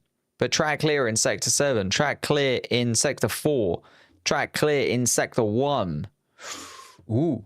We're getting movement. We're getting movement. The awnings are coming down, ladies and gentlemen. We still have no confirmation as to when it will happen, though. And as I said, they do need to give us, and the teams, a 10-minute warning as to when the race is going to get underway. But we are seeing the awnings coming down. We are seeing a little bit of life when it comes to the race director notes. There is now double waved yellows in sector 6 and sector 5. But we've got movement. We have got movement. It's only been 58 minutes. Track clear in sector 16. Okay. I can show you. We've still got a couple of sectors. So the red flag has gone. The yellow flag is now being waved, as you can see at the top there. So the majority of the rain is still coming down between turns 2 and 5. So along that kind of main straight, if you will, up the hill through Eau Rouge. But we have got movement. I'm just trying to see if there's any other race control updates or anything that I can see on the driver radios. I don't think any of the drivers have their helmets on yet. So there's nothing coming through on the driver radios at the moment. But we're waiting. We will see. That is where we're at, though.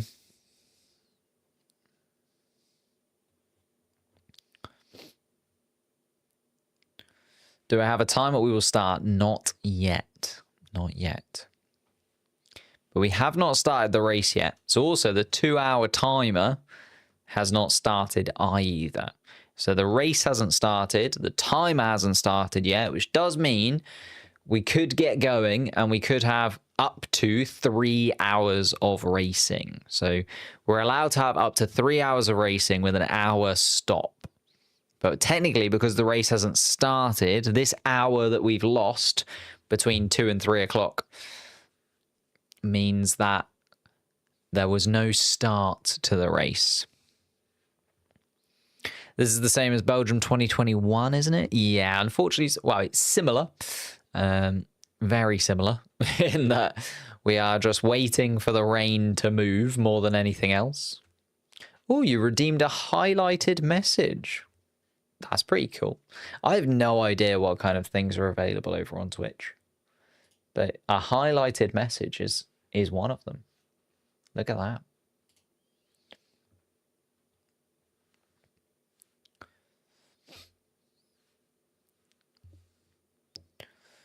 So it's possible for the race to start at 5 and end at 7? Yeah, exactly. We have not started the race timer yet. So as long as the problem that we also have is that there are no lights that are Formula One capable, I don't think, or Formula One, no, I'm looking for a word, regulatory. So if it does get dark, then the race will also end, unfortunately. So we could see a race go as late as you like, as long as the visibility is still there. That's the problem we've got right now, is visibility because of rain. We don't want that to turn into visibility because it's dark now. But grab your snacks. We're getting there. Just moved from the YouTube stream. I don't know whether this is a good idea. Should I be promoting Twitch? Is it taking away the viewers from the YouTube stream? Maybe. But we are... I'd like the Twitch to get a little bit bigger. So yeah, everyone... Not everyone. Some people. Maybe just have both open. Does that work? Do I get double the money if you have both streams open? Probably not.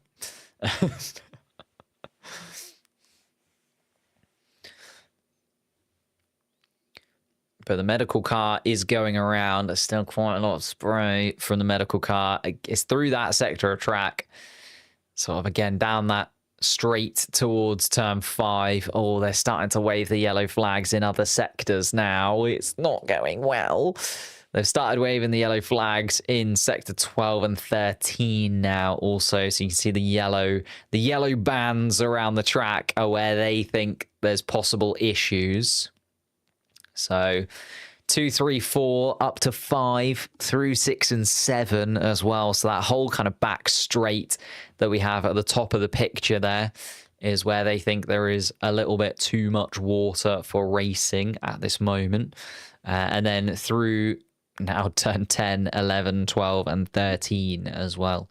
So through the middle sector of the track. The rain has kind of been coming from that direction, though. So hopefully the medical car going around will prove that they are wrong. There you go. Oh, green flag, sector 7. So turn 5, 6, 7 are now okay. And this is the thing. We're just going to see yellow flags sort of coming and going as the medical car adjourns them as good enough to race or not quite ready to race and things like that. What are my thoughts on Carlos being the last Ferrari race winner? Hilarious. I mean, it's just because they haven't won a race this year, right? Carlos hasn't been at Williams for that long. It's been 12 races. If he is the last Ferrari race winner in like 2027, then we need to start sort of, you know, sounding the alarm bells a bit. But at the moment, Ferrari have not yet gone a season without a win. So they'll be okay.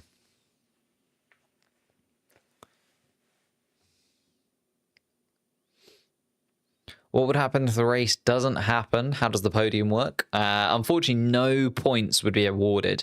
They need to have completed at least 25% of the laps, which works out quite nicely because there's 44 laps of Spa. So they need to do 11 laps for there to be points awarded. The medical car has actually just come to a stop now and has slotted in. We are getting green flags in a few of those sectors we talked about beforehand. Still, the straight at the top of the hill is the main area of concern, but you can see that the yellow flags have now gone from turn 11, 12 and 13. Turn 10 also has now been cleared, which is sector 11 of the track. So literally just that top straight that we can see on our picture is where they think the issue is. As I say that, another yellow flag is waved in sector 16 just before turn 16 on the picture as well. An Alonso shirt on now. just for the support. 20th to 1st, Alonso. Doable. I'm still... The reason I put on my McLaren merch is because I wore one... The race will resume at 16:20 local time. We have movement. That is our 10-minute warning. 10-minute warning. Well, it's 15 minutes, actually. 15-minute warning. But 15 minutes, the race will resume at 4:20. 4:20, eh? It's not the Dutch Grand Prix. But yes, we have got confirmation. 15 minutes time, we will actually see some racing. It's happening. It is going to happen.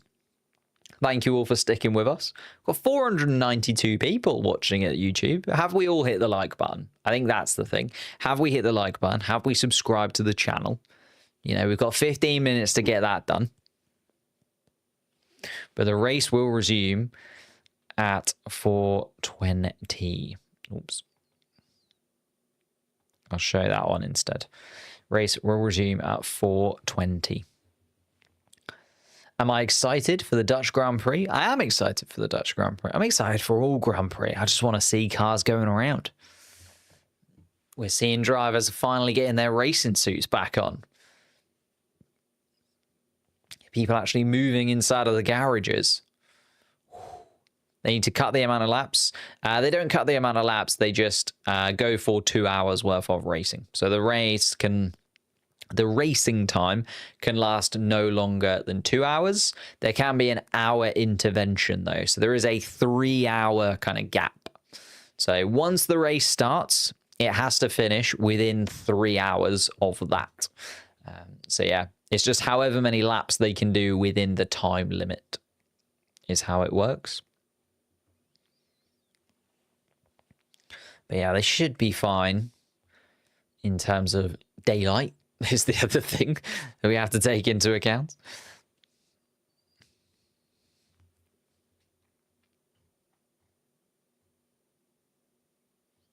Yellow flags and green flags still being waved in various sectors, but we still have the race will resume at 4:20. Woo. What's my favorite Grand Prix track? I just get to point at the wall, which is nice. This one. Starting in 13 minutes. It is indeed. The race will begin just down here. No, wrong hand. It's difficult because it's mirrored. The resume at 4:20. 4:20. But yeah, the reason I'm wearing the McLaren top is because I have worn the Red Bull top for one session this weekend. Just the one session. Guess what session that was? It was the sprint race. Guess who won the sprint race? Max Verstappen. So, if I wear the McLaren top, the McLarens win. If I wear the Red Bull top, the Red Bull wins. So I've swapped it back. I'll never be wearing that Red Bull top ever again. I wore it once, and Max Verstappen won that session. Not what I wanted. We're back to McLaren tops only. Imagine Hulkenberg managed to get into a decent points position. Certainly not off the cards, considering how well he drove in Silverstone last time out, and the fact that he scored points in every single race since Spain. So he is 4 in a row. Could he make it 5? Most certainly. Why not? Please wear a Ferrari one. Don't know if that's how it works. I don't have any Ferrari merchandise, I don't think. Might have a top or something somewhere, but not one that jumps to mind. Can I give a recap on what's happened till now? Sure. About an hour and 30 minutes ago, we heard the Belgian national anthem. The drivers all stood at the front of the grid. It was raining, but they all got in their cars anyway. We had one lap behind the safety car as the formation lap, and then there was a red flag. Then there was an hour and 10 minutes until now. What has happened in that hour and 10 minutes? I cannot remember. We've had a lovely time. We've chatted about all number of things. I've rambled on and tried to keep people's attention in this world of attention-grabbing shorts that you could go and watch. I've tried my best. But we are almost ready to race. We have got another 10 minutes until we are likely to get underway. We are seeing cars actually moving a little bit. The engineers are pushing them back into the correct positions. The awnings are now gone. We're seeing drivers actually put their race suits on. Helmets are going on to drivers. That's what we like to see. I look like Piastri. I'll take it. I think it's just the hair. The hair needs a cut, doesn't it? It's been an ongoing issue. The problem is I just haven't had the time. I need to find a new barber's because now I've moved house. I really don't fancy sort of driving 45 minutes to go and get my hair cut. So if anyone has any suggestions for like good barbers in Norwich, you know, on the off chance, let me know. Drivers are jumping in. Exactly. We are seeing actual drivers in actual cars. It has stopped raining and we are waiting to see who and where and when.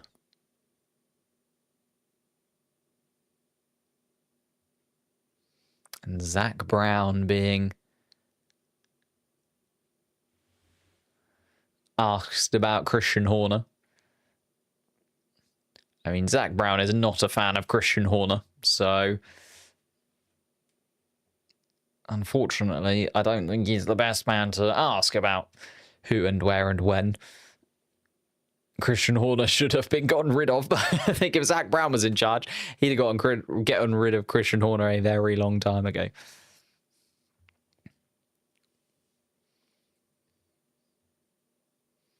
Where do I think Carlos will be after the race? What do you mean, in terms of position? He's starting 17th. It's not going to be a fun one. He'd be doing very, very well indeed to get anywhere near the points. But I don't think that's going to happen.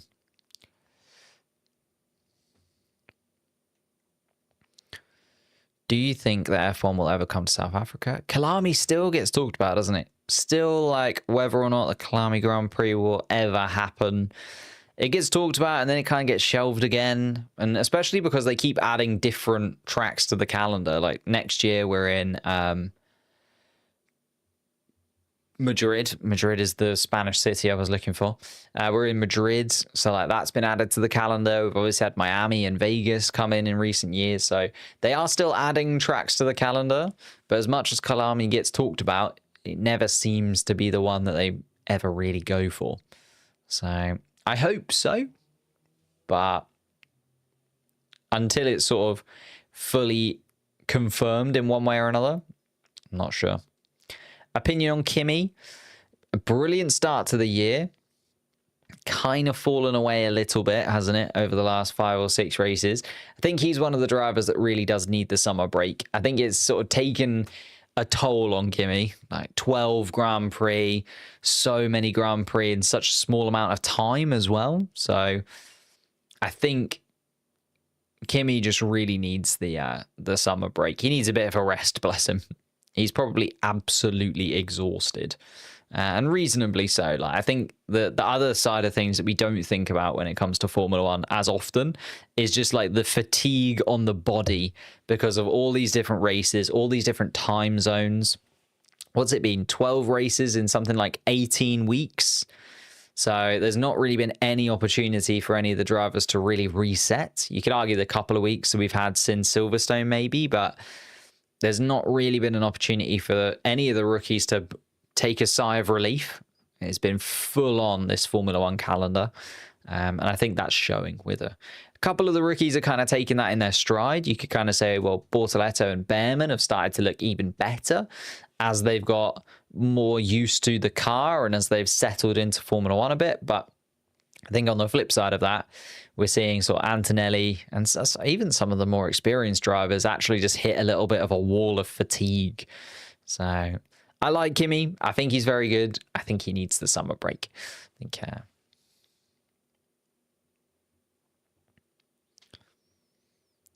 How do I think about Norris winning? I would love it. I'd be fine with it. Piastri or Norris for me is a win. I'd love to see a little bit of a battle though between the two of them.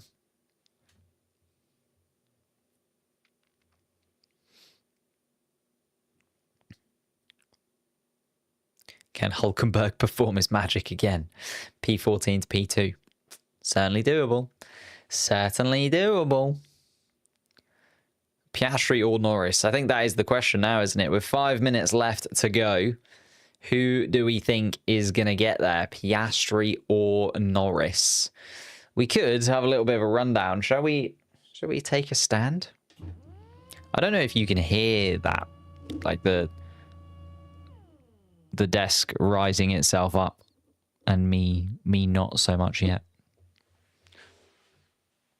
Let's shuffle over.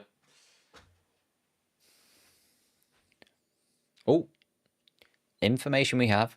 Minimum of 2 laps behind the safety car. 2 laps behind the safety car. Then they'll call it.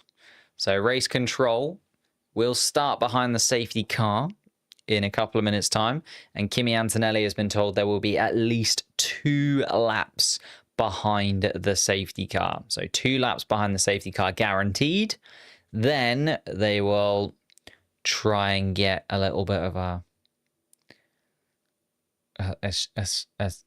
gauge on whether or not they should start the Grand Prix.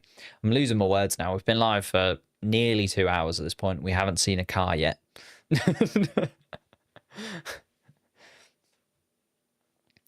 Why am I wearing McLaren? I'm a McLaren boy, McLaren fan. Always will be.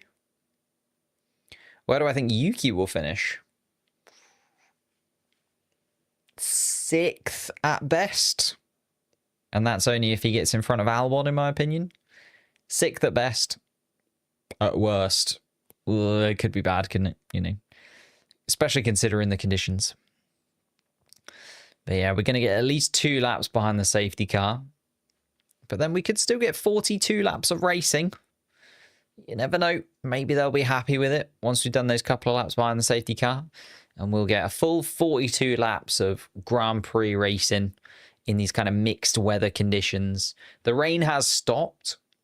And there doesn't look to be any more rain coming, looking at the radar that I can see. So by the time we get to starting, by the time we've done a couple of laps behind the safety car, I think we should be all set for a little bit of racing. Pop that in the bin. When will the race start? We're going to be behind the safety car in 2 minutes and 24 seconds time. Should we quickly run down the starting grid, even though it's been on the screen the entire time that we've been waiting for this Grand Prix to get underway? Lando Norris did qualify in pole position yesterday. He will be starting at the front of the grid. His teammate, Oscar Piastri, just beside him. It's the first time this weekend that Norris has been able to get the better of his teammate. He starts in 2nd spot, though, and it's going to be a real battle, I think, between those 2 McLaren cars. The first time that we're going to properly see a Norris versus Piastri. The team can't do anything about it. They've just got to go all out and see what they can do. Winner takes it all. And we could go into next weekend's Grand Prix with either Oscar Piastri. What is he? 9 points ahead at the minute. So he would be 16 points in the lead. Or we could go into the race with Lando Norris just 2 points behind his teammate if they stay where they are. Charles Leclerc starts in 3rd place with Max Verstappen 4th. If I had to predict it now, I do think that they will swap around. I think Verstappen has the pace on the Ferrari this weekend. Charles Leclerc is struggling to really deal with the pace of the McLarens and Max yesterday in the sprint. So I would argue that it's likely those two will swap around. Albon versus Russell, similar kind of situation. Albon, as much as that is a stunning qualifying lap from him to start in 5th place. George Russell and that Mercedes car should really have the pace to get in front of that Williams. Yuki Tsunoda, stunning Grand Prix qualifying from him yesterday. The first time he's really looked on top of that Red Bull car for an entire lap, you could argue. Yuki Tsunoda starts in 7th place, and it's a lovely little gaggle of Red Bull powered cars. Tsunoda, Hadjar, Lawson all starting in a little trio, 7th, 8th and 9th. Gabriel Bortoleto starting in 10th place just behind. And inside of the point scoring places, an opportunity for Hadjar, Lawson and Bortoleto to get some points in that midfield battle. There is the FIA, 15 seconds is the run. Oh, Sebastian with another $10 super chat. Reigning race, Nico Hülkenberg gets his 2nd podium. This is what I'm saying, right? Imagine he goes back to back. What was it? 249 Grand Prix without a podium. And then suddenly he goes back to back. That would just be absolutely ridiculous. Oh, and also Kelly with a super chat. Everyone's feeling very generous today with the super chats. Thank you guys so much. Thanks for the great commentary as always, even with no racing. Thank you. Appreciate it. Even with no racing, we have continued and soldiered on. We are back racing now, though, ish. We're behind the safety car, and the cars are making their way out of the pits. We're going 239. Cars are on track, though. And the spray is still quite a lot. It's down that back straight, down towards turn 5. It's just still quite a lot of spray is the problem that we've got. But we have got another couple of laps behind the safety car. And hopefully they will be able to gauge what to do moving forwards. By no means does this mean we are definitely racing, guys. Still keep your arms, legs, fingers, toes, and everything you can crossed. Because we are just waiting to see. There's a few bits of the track where it looks absolutely fine. Eau Rouge, after Eau Rouge is still quite bad, says Oscar Piastri on the radio. Some dry patches already from turn 9 to turn 10, but still very wet in areas. Probably dry patch from 9 to 10, turn 10 still wet in the shade. So, wettest place so far, Kemmel Straight, says Lando Norris. So it is just that run, basically, between Eau Rouge and turn 5, where we just need to really judge, is that raceable? And the problem is that's also the highest speed part of the track, right? That is the overtaking opportunity down towards turn 5. So if there's one place you don't want the visibility to be at its absolute worst, it's probably that bit of the track. Is the only argument I think that the stewards might have, and the problem that I think we've got if we are to go racing. But we are running anyway. Safety car just coming towards turn 18. We are going to get at least another lap behind the safety car, guaranteed. We were told that over the radio thanks to Kimi Antonelli, and, well, Bono telling Kimi Antonelli that there was going to be 2 behind the safety car.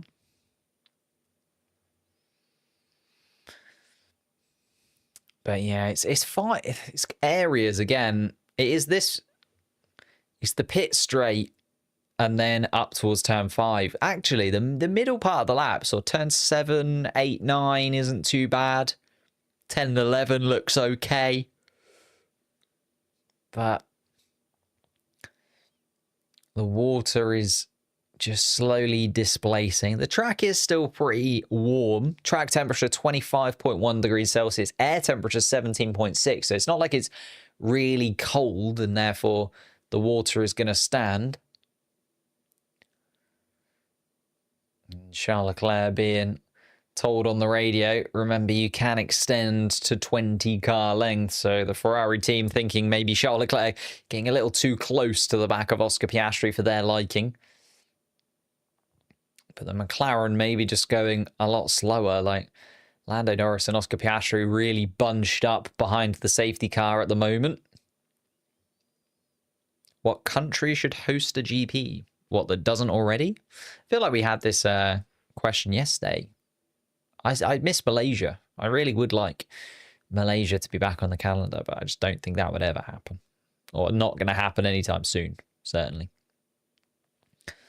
But we are under the safety car once again. It looked a little bit better going through that first sector this time around. It's still a lot of spray, though. And the problem is... The standing start, the problem that they're going to have is, you know, you get a little bit of separation through turn 1 here, but really that's where the cars are going to be fighting, up the hill and through down towards turn 5. And not until you get to the middle sector do the cars actually start to spread out a touch, and therefore give themselves some room to breathe. So really, you're going to have 20 cars all running up that hill all at the same time, and I don't know if that's something that the stewards would allow with the conditions as they are right now going up the hill. Still no indication that the safety car is coming in, to be fair, so we're going around turn 17 and it hasn't been called in yet, so going to be at least another lap behind the safety car. Remember, we need 11 laps for points to be handed out. Wouldn't be full points or anywhere close to full points, but points nonetheless.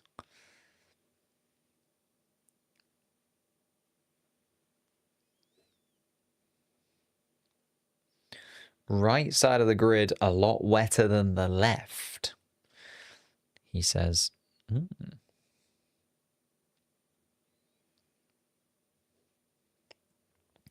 Safety car in. Unfortunately not. The safety car goes around once again. So a third lap behind the safety car now.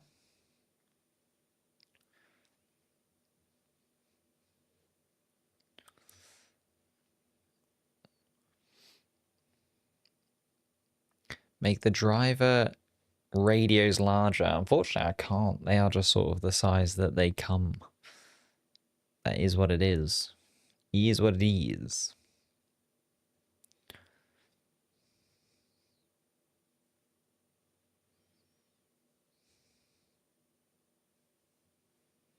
Must be the water.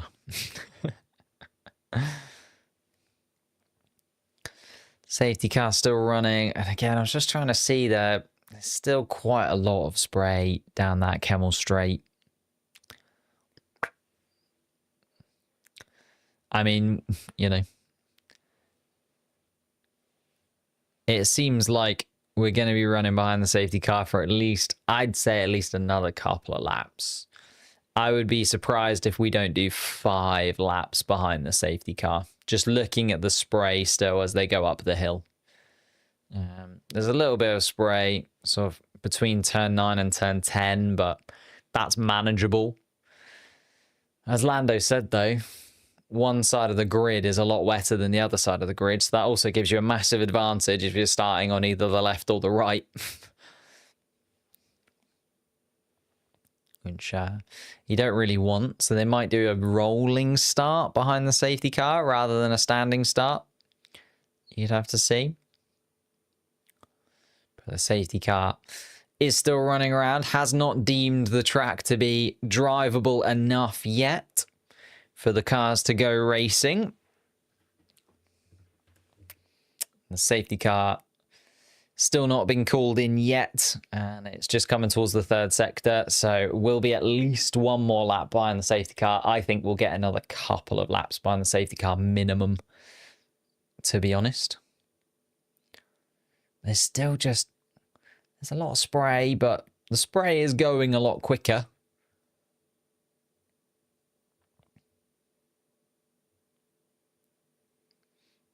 And the cars making their way down to the bus stop chicane.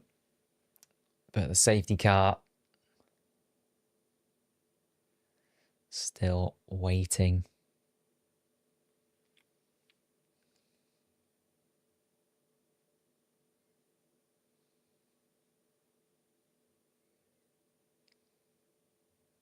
Goodness, we're having an argument somewhere in the chat now.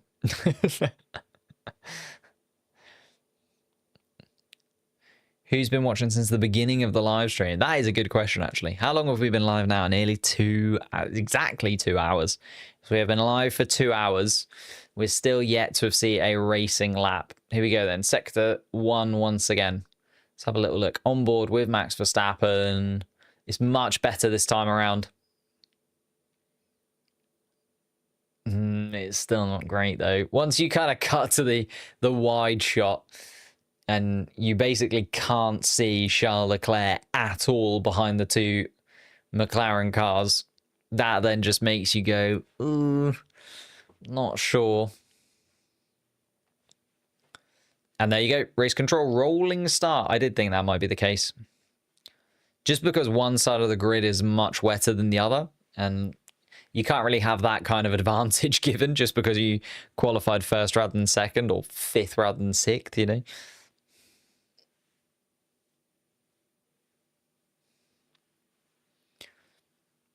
But the safety car still out, but a rolling start has been confirmed by race control. So it will be a rolling start behind the safety car.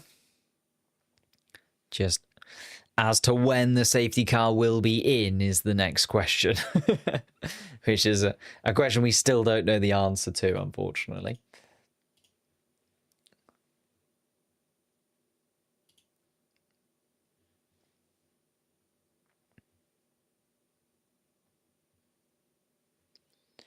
But Mylander waiting for the safety car to disappear up the road. Here we go. Lando Norris slowing down at turn 15 then. Here we are, ladies and gentlemen. The safety car is going to be coming in, and a rolling start for Lando Norris at the front of the grid. His teammate behind him, Piastri, Leclerc, Verstappen, Albon also inside of the top 5. George Russell starts in 6th place. Tsunoda, Hadjar, Lawson, Bortoletto, our top 10. But the safety car has been given more than enough room by Lando Norris there. The safety car has made its way into the pit lane.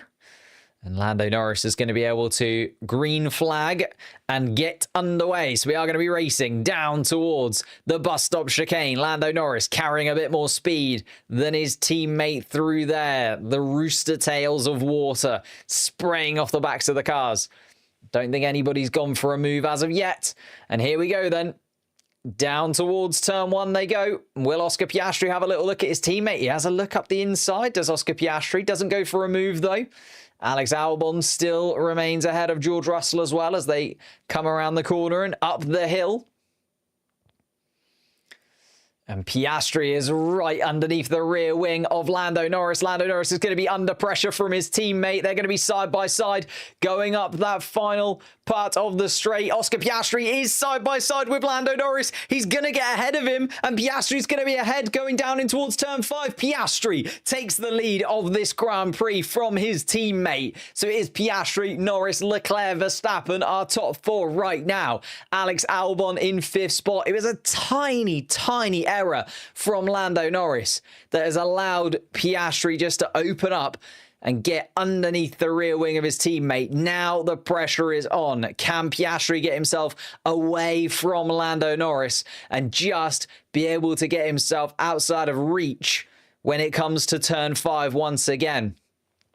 It's a really quick middle sector from Oscar Piastri considering the conditions, and Piastri does just seem to have the pace in these conditions. We saw it last time out in Silverstone where Piastri managed to get himself a 14-second lead, remember, before the safety car came out.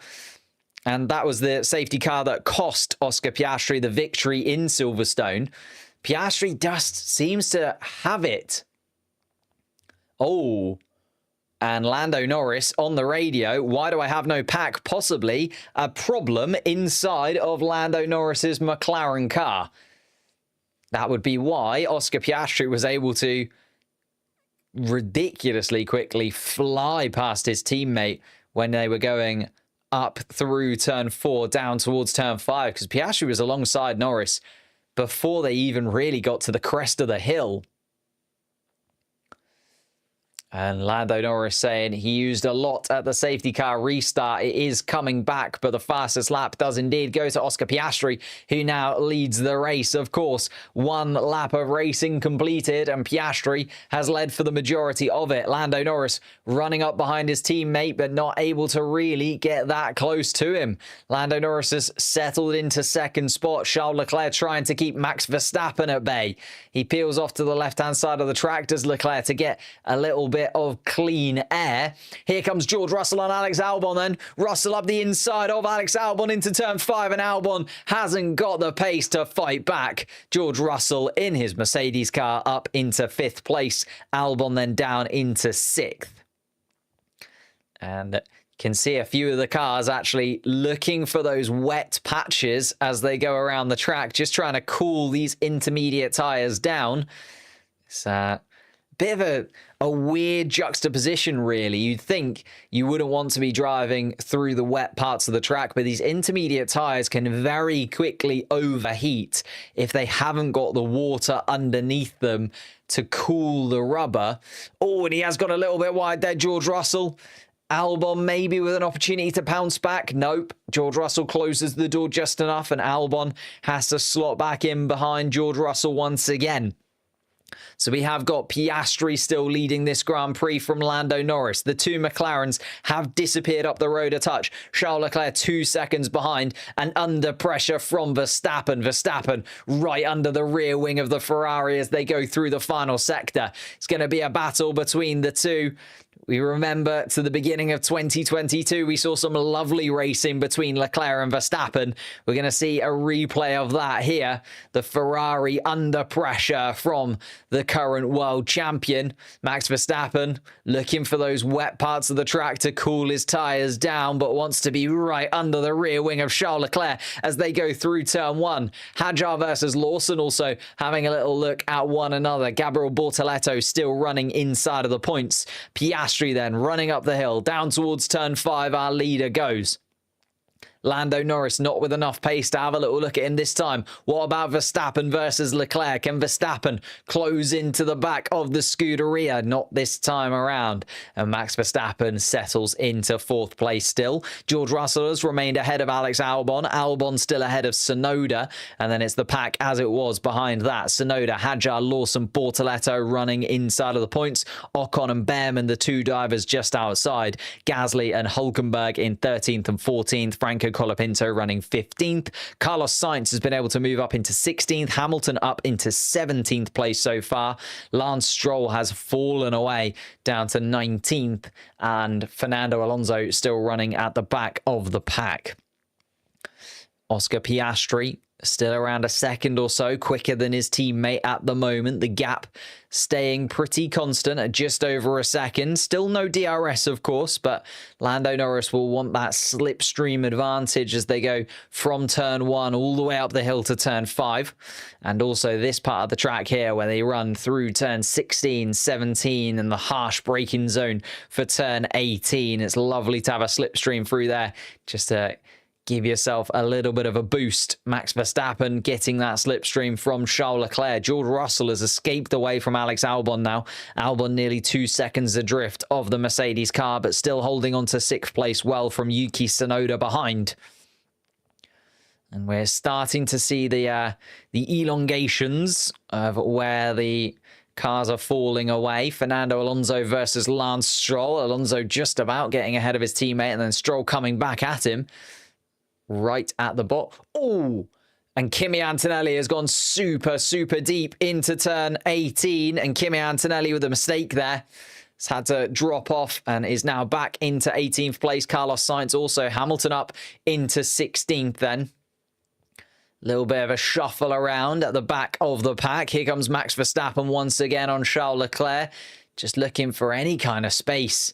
But that Ferrari seemingly keeping Max Verstappen at arm's length. That Ferrari with the better straight line speed, it seems. And Verstappen almost in a position where he was keeping Piastri yesterday, where the straight line speed advantage just isn't able. And Lewis Hamilton round the outside of Colapinto, and Lewis Hamilton gets up into 15th spot. That was a very brave move from Lewis Hamilton there inside of the Ferrari.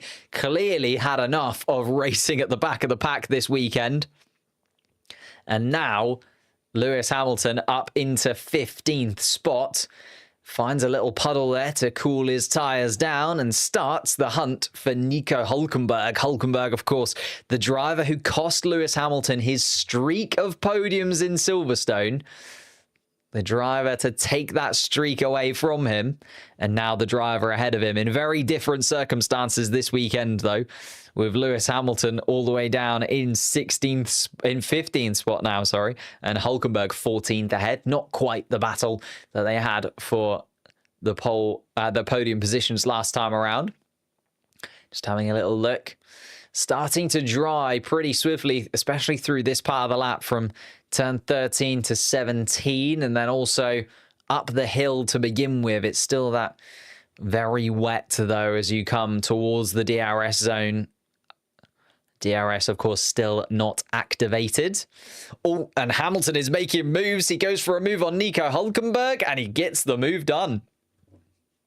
Lewis is absolutely done with this today. He is flying through the field at the moment inside of his Ferrari car. Up into 14th now, and Pierre Gasly, the next driver in the queue. That every driver he takes just gets a little bit more difficult to get past the next one. Lewis Hamilton then right under the rear wing of Pierre Gasly as they go through turn 4 down towards turn 5. Hamilton right under the rear wing of the French car. Is he going to go for a move on Gasly this time around?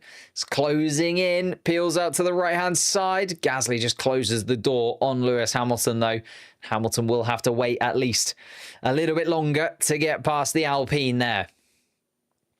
Hammer time indeed. Lewis Hamilton is flying. He's the man making moves at the moment. Everybody else has settled in a touch.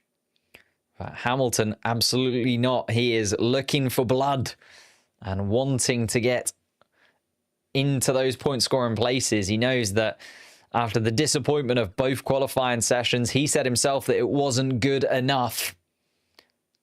Now, trying to redeem that qualifying session that he had yesterday. Piastri, a second and a half quicker than Lando Norris at the moment. They have left Charles Leclerc 5 seconds behind. So this is what I said, where I do just think the McLaren cars are going to run away with 1 and 2 here. It's just which one is which. And Lewis Hamilton goes for the move on Pierre Gasly in the middle of the lap. I think Gasly probably wasn't expecting that. Gasly forced wide also has opened the door for Nico Hülkenberg to have a little look at Pierre Gasly as well. I think Gasly is going to be able to just about close the door on the Sauber car, but Hamilton is past, and Hamilton now up into 13th spot. But this is the battle for the lead. Piastri versus Norris. Then Leclerc, Verstappen behind, but they have been left a good chunk of time behind. Charles Leclerc being able to keep Verstappen at bay. And Piastri, just the straight to turn 5 is wet. Piastri saying he might be ready for slick tyres at this point. We're only 10 laps into the 44 here in Spa.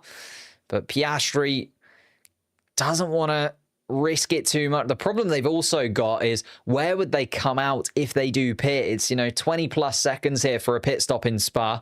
So if Piastri is the first one to blink and does decide to go onto the slick tyres, he will come out in quite a bit of traffic. He'll come out in and around sort of Ocon, Behrman, Hamilton right now. So doesn't want to go too early because of the strategy aspect of it. But also now Lewis Hamilton making more moves and trying to catch up to the back of Ollie Behrman. Max Verstappen, I thought, was going to be able to get past Charles Leclerc there. I held my breath. They were side by side with one another through turn 10 and 11. But Charles Leclerc just closing the door and still keeping that Red Bull at bay. You can tell that Max Verstappen's pace, though, is much better than Charles Leclerc's. We know that Leclerc was miles off of it in terms of the sprint race yesterday and fell to 4th and a distant 4th. But Verstappen just hasn't been able to make that move yet. And Charles Leclerc frustrating Verstappen still. Goodness gracious me. Oh my God, and they're getting close. Lando Norris continues on then. 2 seconds behind the lead of the Grand Prix. Fernando Alonso is trying to make a move on Lance Stroll right at the back of the pack and gets himself up into 19th spot. The two Aston Martins squabbling over 19th and 20th place as it stands.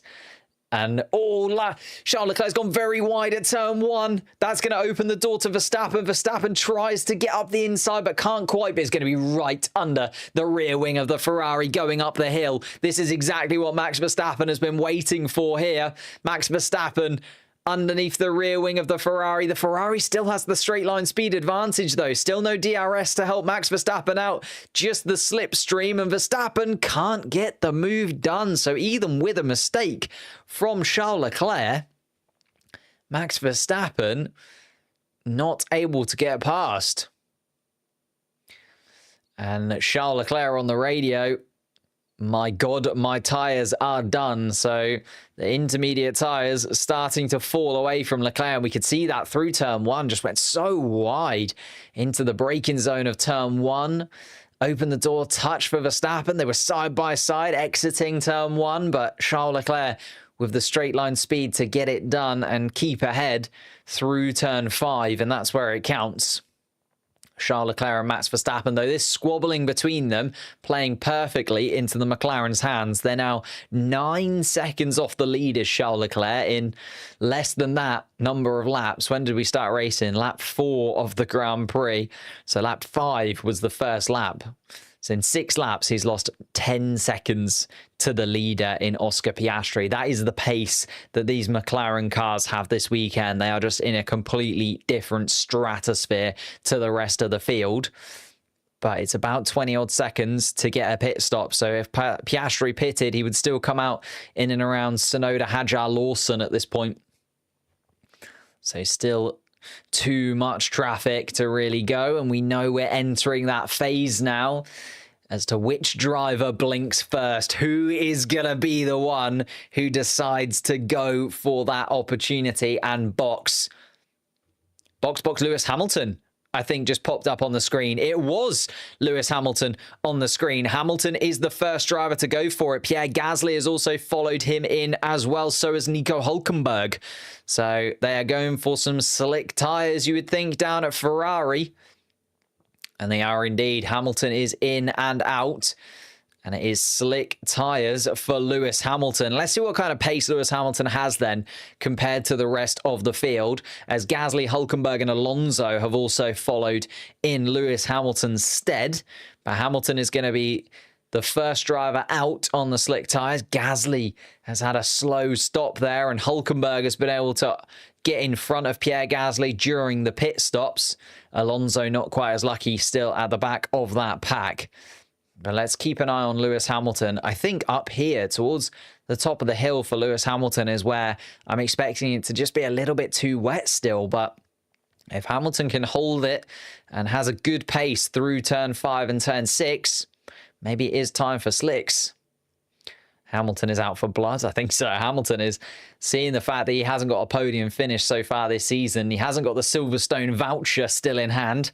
He missed out on that podium thanks to Nico Hülkenberg. So he wants a podium before we head to the summer break, I think. And Hamilton has realised that maybe the mixed weather conditions and some slick tyres when he shouldn't really be playing them is the way to go forward. Charles Leclerc is going to box. So Ferrari are happy enough with Hamilton's pace that they want to get him in. Piastri is in.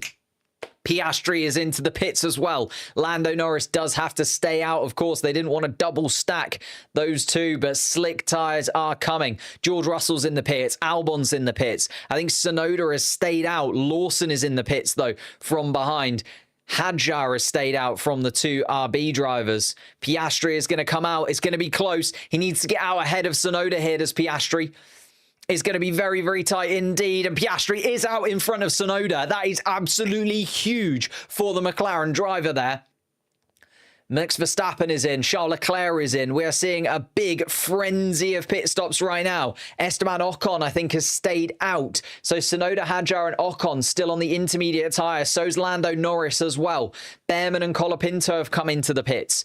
They're behind. Bortoletto is out. Hamilton has been able to absolutely fly on those slick tyres. No wonder they wanted to get him out as soon as possible. Hamilton is now up into 11th place and behind Liam Lawson. And remember, there's still a few guys on the intermediate tyres ahead that are going to be losing time because Esteban Ocon is now causing a headache for Charles Leclerc.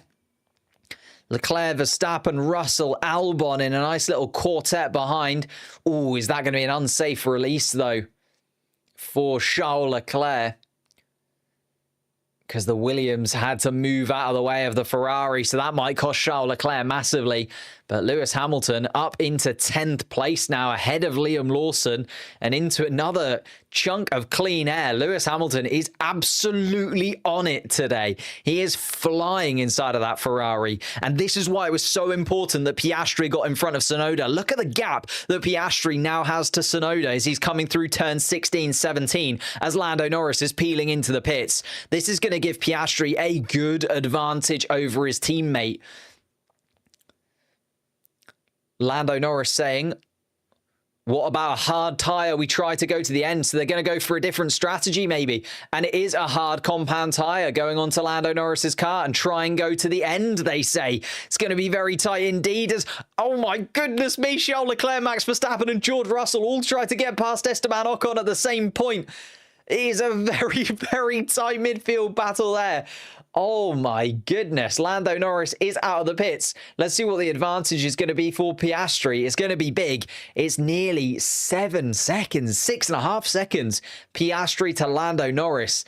That was a huge, huge advantage for Oscar Piastri going onto the medium tyre straight away. That's why Lando Norris has zigged where Piastri zagged. He's gone onto the hard compound tyre. Leclerc, Verstappen still 3rd and 4th. Russell is now still up into 5th place. Albon has been really, really solid behind in 6th. But Lewis Hamilton is now up into 7th place. Lewis Hamilton is now properly in the mix with those other cars that were, well, battling for the podium places. Lewis Hamilton's certainly not out of the battle for 3rd place here today by gambling, going early and getting it spot on. Oh, and it was a slightly slow stop for Lando Norris as well. That's where those extra few seconds came in. It's the front left tyre just would not go on for Lando Norris. And just took them a little bit longer to get that stuck onto the car. That is very unfortunate for Lando Norris. And that's where those extra couple of seconds came from, because it is now nearly a 9-second lead, 8.5 seconds now for Oscar Piastri at the lead of this Grand Prix. And the hard compound tyre, Lando Norris being told, no hurry here, just keep it on track. Just keep it on track. Hamilton up into 7th. Lawson now up into 8th. Hülkenberg also going early. It was those guys that came into the pits when Hamilton did. Hamilton, Hülkenberg, Gasly, they all have now jumped up in terms of their positioning. Gasly, unfortunate that it was a slow stop for him, hence why Hülkenberg is ahead. Hülkenberg also is now slotted in front of his teammate, and those guys that stayed out, you know, Hadjar, Tsunoda have really lost out. Tsunoda now down in 12th, Hadjar now down in 16th place. Just one extra lap staying out on those intermediates has been absolutely devastating for a couple of those guys that were running in the point scoring positions, and it has completely changed the complexion of this race. Piastri now leading, Lando Norris 2nd behind by 9.5 seconds on the hard compound tyre. And this is the gamble, right? If Lando Norris is going to go all the way to the end, Piastri needs to make up 20 plus seconds throughout the Grand Prix if he is going to swap his tyres at some point. So either Piastri needs to get 20 seconds ahead of Lando Norris now and be able to get himself a pit stop when it matters, or he's going to have to pit just at the right time, and however many seconds he is behind Lando Norris, make that up and also get past his teammate. It's going to be very tight indeed. Lando Norris, the only person to go onto hard compound tyres, though. Charles Leclerc, Verstappen, Russell, Albon behind. Leclerc still under pressure from Max Verstappen, but Verstappen now also has to worry about George Russell behind. Russell is a second behind Max Verstappen within that DRS range of the current world champion as well. Albon is holding on to the back of this, but also has to worry about the fact that Lewis Hamilton is right behind him too. DRS is enabled, normal grip conditions have been confirmed, and a lot of lap times are being deleted. You can see the violations there coming through. Hadjar, Sainz, Bortoleto, Gasly, Antonelli, Colapinto all having their little problems and going off the track once or twice. Still no investigations though. No investigations or penalties have been given by the stewards, as we are 16 laps into the 44 of the Belgian Grand Prix, and it feels like it's going to settle in a touch here. Max Verstappen has just set the fastest lap of the race so far, but he is outside of DRS range of Charles Leclerc. Leclerc's been able to very comfortably keep Max Verstappen at bay. Verstappen is now actually more so under pressure from George Russell behind. Russell even having a little look at the Red Bull car as they go down towards turn 5. Lewis Hamilton is also pinned underneath the rear wing of Alex Albon. Alex Albon's rear wing must have like holes in the back of it. The amount of time that people spend staring at the rear wing of Alex Albon's Williams car. It just seems like he is always in that position where one of the front runners is frustrated behind that Williams car. It was George Russell in Monaco and yesterday, and now Lewis Hamilton staring at the back of Alex Albon for this one. Lawson is up into 8th place. Hülkenberg and Bortoleto looking at a double points finish. And Max Verstappen is clipping on the main straight. That is basically where the engine is not giving more, and you end up effectively just standing still whilst everybody else is still accelerating. Oh my goodness me. Would be difficult for Hamilton to overtake Albon? Oh, most certainly. Albon's Williams is like 2 cars wide, I swear to God. He just is so good when it comes to defensive driving as Alex Albon. Knows exactly where to position that Williams every single time he's in this kind of position. In fact, I'd say Alex Albon may be the best defensive driver on the grid. Is that too much to say? Maybe a little bit extravagant from me there. Thank you, Henry, for the super chat. How much trouble are Red Bull in if Max leaves? I mean, a lot. Unfortunately, Yuki Tsunoda shouldn't really be 12th. He stayed out an extra lap. It's whether Yuki Tsunoda made that decision or whether the Red Bull team made that decision. But they did decide to hang Yuki Tsunoda out for an extended period on the intermediate tyres, and that's why, you know, you look at Tsunoda and Hadjar, who were both running in front of Lawson and Bortoleto at the beginning of this Grand Prix, and now down in, well, Hadjar has just lost another place to Antonelli, so 12th and 17th for Tsunoda and Hadjar, despite them starting inside of the points. Lando Norris on the radio.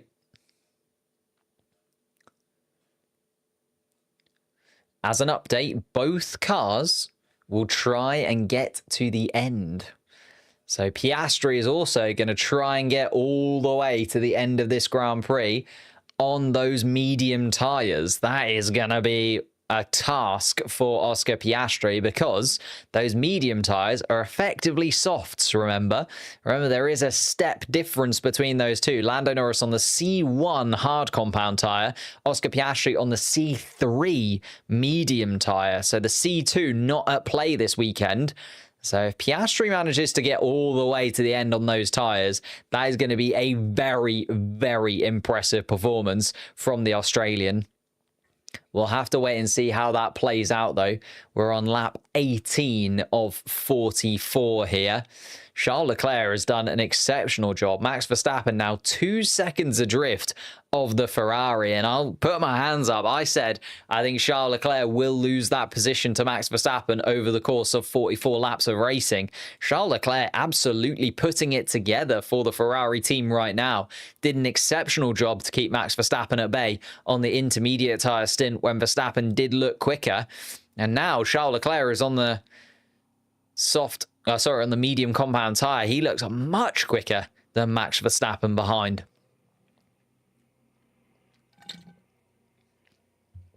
I'm out of liquid.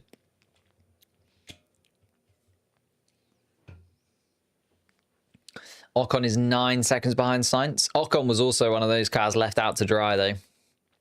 Sonoda, Hadjar, and Ocon, they went for 1 lap too long. And that's the thing. It's such a tight margin. You have to get in early, not too early, but even going 1 lap later, Sonoda, Hadjar, Ocon, their race are completely thrown just because they went 1 lap later onto the mediums compared to the rest of the field around them. And that's where these races, especially with these kind of conditions, are won and lost. It's where you have to gamble at the perfect time. And Lewis Hamilton, give him his dues. He used his intuition there. Obviously, he's got the team to help him out too. But you have to say, Lewis Hamilton was going incredibly quickly. He advised the team as to when he thought it was ready. Hamilton went first, and that's what's played into his favour. He's jumped all the way up into 7th spot when starting right at the back of the pack, Lewis Hamilton. So a very, very impressive first stint for Lewis Hamilton, and well worth him now being up into the point-scoring places. Just imagine what he could have done if he qualified well. But that's another thing for another day. Albon, though, keeping Lewis Hamilton at bay for now. And as I say, that Williams car is an absolute nightmare to try and get past, isn't it? And Hamilton, the next driver to try and give it a go. Liam Lawson, though, is 8 seconds adrift of Lewis Hamilton. Just goes to show the gaps are starting to open up. We've got a real gap at the front. Lando Norris still 8.5 seconds adrift from his teammate. Then another nearly 6 seconds to Charles Leclerc in third. So even though they are the top 3 and they might stand on the podium together later, they are not going to finish in the same stratosphere. Max Verstappen is down in 4th spot. Russell in 5th. A little bit more of a compact race between those. Verstappen, though, is being left behind a little bit by Charles Leclerc here. Russell also now 2 seconds adrift. Albon falling away. I think we're just starting to see a little bit of the dirty air factor playing, and these cars having to hold on to their tyres that little bit more. They're just settling in. And Bortoleto arguing that he is faster than his teammate, and Gabriel saying on the radio, look, Hulkenberg just needs to let me go here. Hulkenberg holding on to it for now. They are 9th and 10th in the Stake Sauber team, and I think Sauber, this is going to test them. Are they going to ask Nico Hulkenberg, the man who got them a podium last time out, and let's face it, realistic number 1 of the team, considering the points that he's got compared to Bortoleto this season, are they going to tell him to move aside and Gabriel Bortoleto to go through? Bortoleto still within DRS range of his teammate. And Hulkenberg on the radio is indeed being told, swap positions turn 5. Let's stay on board then with Gabriel Bortoleto and see if that swap does take place. Hulkenberg and Bortoleto coming down the Kemmel straight now. Bortoleto hopefully being given that position, and is very kindly given that position by Nico Hulkenberg. The Brazilian on the radio had to ask for it, but he did eventually get his way. Kimi Antonelli also trying to make moves at the back of the pack. And Antonelli ahead of Colapinto. Let's see. Fernando Alonso is 3 seconds up the road from Kimi Antonelli. So Antonelli at least making minor moves towards the back end of the grid. He's up into 15th place, the Italian. Oscar Piastri still leads by 8 seconds. Would I wear a Ferrari shirt while streaming Zambor? I have predicted it. I wore a Red Bull shirt during the sprint race. Max Verstappen won. Put the McLaren shirt back on for qualifying. McLaren was at the top. Here's the way. Piastri, Norris, Leclerc are top 3. Verstappen behind. And everyone's just settling in a little bit. Gabriel Bortoleto starting to fly now that he's been released by his teammate. Can Bortoleto close in on Liam Lawson? Bortoleto looking for another 8th place finish to add to his 8th place finish in Austria, possibly.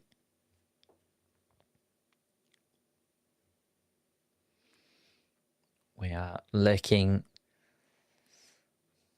at... I was just trying to see if Gabriel Bortoleto is quicker than Lawson. He is by a substantial margin. Bortoleto, nearly 4/10 of a second quicker than Liam Lawson on that last lap. Come on, Gabby. Let's see it. Isaac Hadjar is in and back out again. So Isaac Hadjar had enough there and deciding that he wants to go for it now. Oof.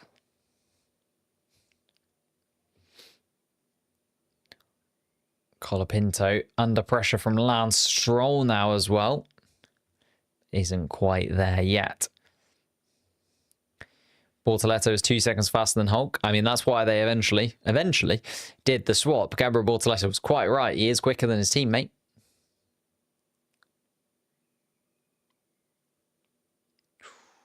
Piastri. Feel a little bit of deg already. Bit tough to get to the end. So Piastri saying unlikely to be able to get to the end of the race on this medium tyre is the way I read that. We are halfway through. 22 laps of 44 will have been completed by Oscar Piastri when he gets to the end of this one. Just going down towards turn 5 on your screens now. Will Piastri pit at some point? The team is saying we'd like to, not pit if possible. Piastri on the other side of things is saying, look, guys, not sure these tyres are going to hold on for the entirety of that. And it's a tricky one, really, because if he does pit, he obviously slots in behind his teammate and will have to overtake Lando Norris. If he doesn't pit, those tyres are going to go away from him quicker than Lando Norris's tyres are going to go away from him anyway. And that does mean that Norris is likely to close that 8-second gap to him.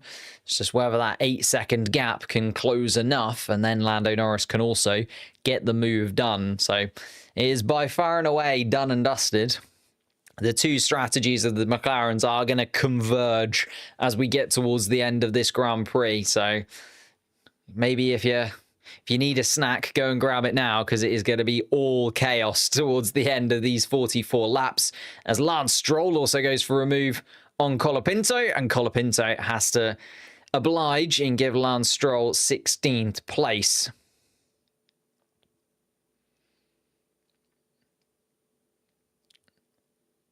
And here we are then.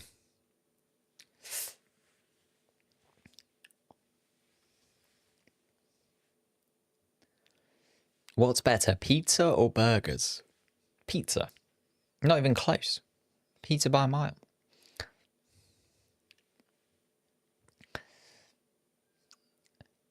Charles Leclerc is 7, nearly 8 seconds off the back of Lando Norris, 16 seconds off Piastri. So if Piastri does pit, it's likely that by the time he needs to pit, he will come out behind Lando Norris at least. It's not like Piastri is going to have to deal with, Verstappen and Leclerc and Russell as well or anything like that. So if Piastri does decide to pit, he will likely come out with just his teammate ahead of him. The problem is, do you want to go absolutely hell for leather, or do you want to try and gamble and go all the way to the end on the mediums? And that's what Piastri's got to deal with at this point, because he's keeping Lando Norris at 8 seconds for now. Or 8.5 seconds for now.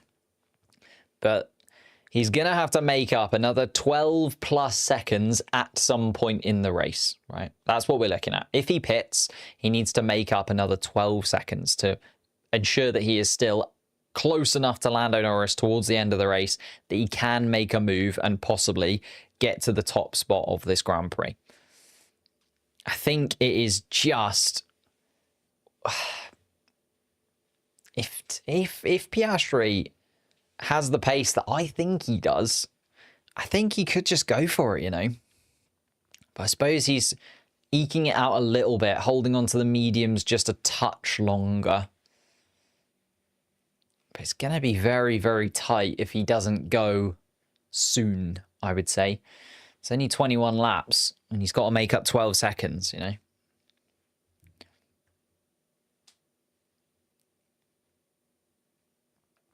Subscribe to the channel. Thank you so much for subscribing. Appreciate it. You can subscribe. You can follow over on Twitch. I know some people are watching on Twitch today. It's the first race that we've done on Twitch. Hope it's going well. Maybe. You can follow over on there as well.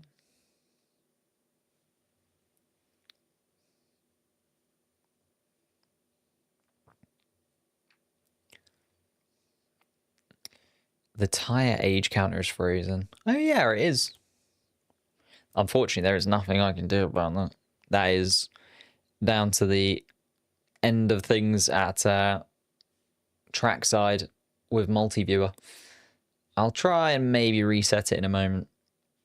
But I think that is just to their end because it's frozen on both screens. Who's driver of the day? We've got 21 laps left. Don't start picking driver of the day yet.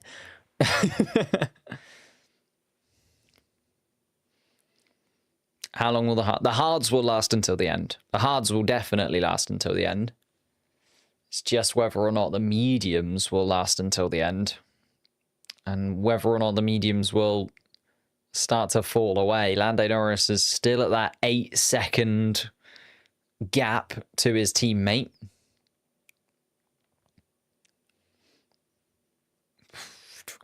Don't know how you're going to predict. Antonelli has just gone quickest of anybody through the first sector. Charles Leclerc has also done a stunning job in third place to be able to keep Verstappen at bay and now also escape away from Max Verstappen as well. George Russell is in 5th. Albon down into 6th place. They've swapped since the start. Hamilton, though, still frustrated and behind Alex Albon. Was really quick on the intermediate tyre, Lewis Hamilton. But actually, since swapping onto the mediums, Alex Albon has been more than capable of keeping Lewis Hamilton in 7th spot. Lawson in 8th, Bortoletto in 9th. Bortoletto still quicker than his teammate by a considerable margin, but hasn't been able to close that gap to Liam Lawson at all. And then Nico Hulkenberg is also up into 10th spot, but going a little bit slower than his teammate, so unlikely to close that gap. Gasly in 11th, Tsunoda down in 12th after starting in the points. And Tsunoda, Hadjar, Ocon, they'll all be looking at that and going, why did we stay out that extra lap? Why did we stay out that one extra lap on the intermediate tyres? Completely killed their chances of doing anything in this Grand Prix.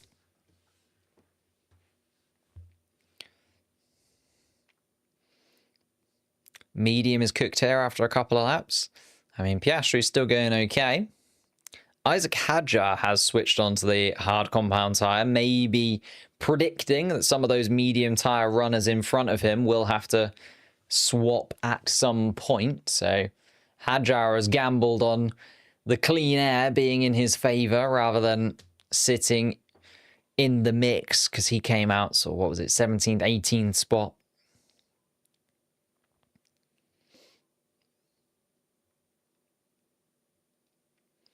Lando new fastest lap. Let's go. Yeah, he was a little bit quicker than Piastri there. 0.3 of a second quicker than Oscar Piastri in that last lap.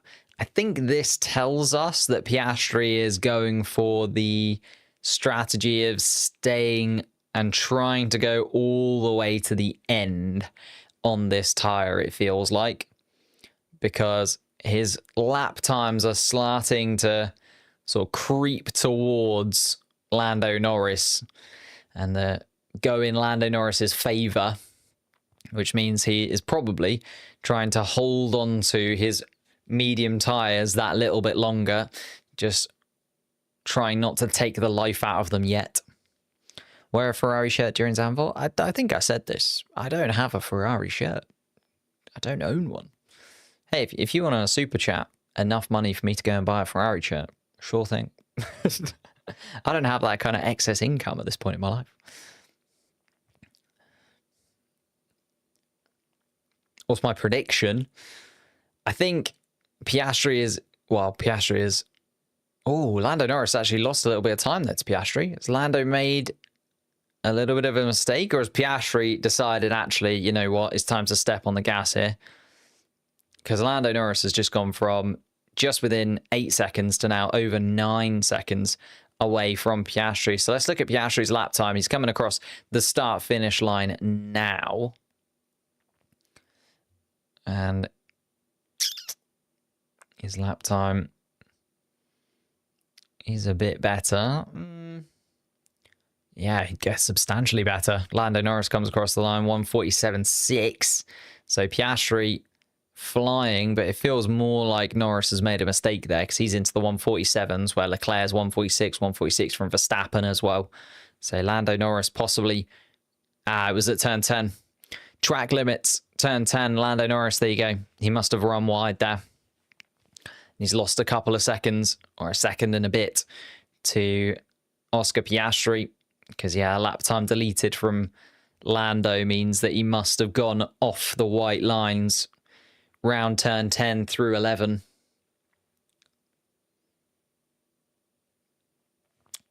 That is a shame, because Lando Norris has thrown away a little bit of a time there, which is not what you want to see. Piastri now also increasing that gap still.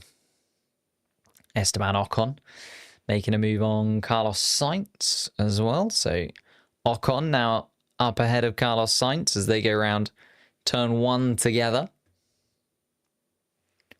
Oh no, sorry, Carlos Sainz pitted. Carlos Sainz pitted. I was wondering where Sainz was in the picture. But Sainz has pitted once again. Hard compound tyres for Carlos Sainz. And therefore, Carlos Sainz 19th. Isaac Hadjar, that hasn't played into his favour at all, has it? Hadjar pitted early for those hards and has still come out by Carlos Sainz after Sainz pitted.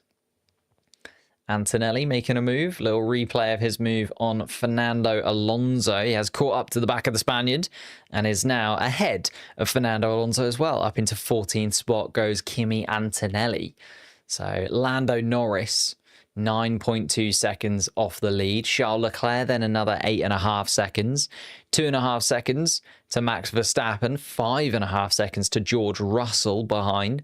Albon 3 seconds behind. Hamilton is the closest within the top 10.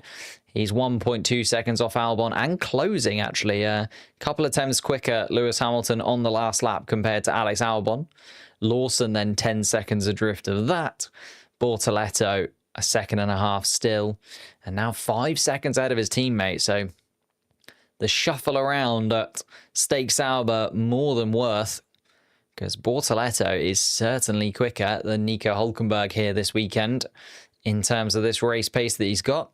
Outqualified his teammate as well, and Bortoletto just started to flex his muscles. Formula 3 and Formula 2 champion, of course. It's been a little bit underwhelming, you could maybe argue, over the first half of this season. I think you guys gave him a C grade when it came to our grading of the drivers. If you could help me out and watch that video, that would be absolutely amazing.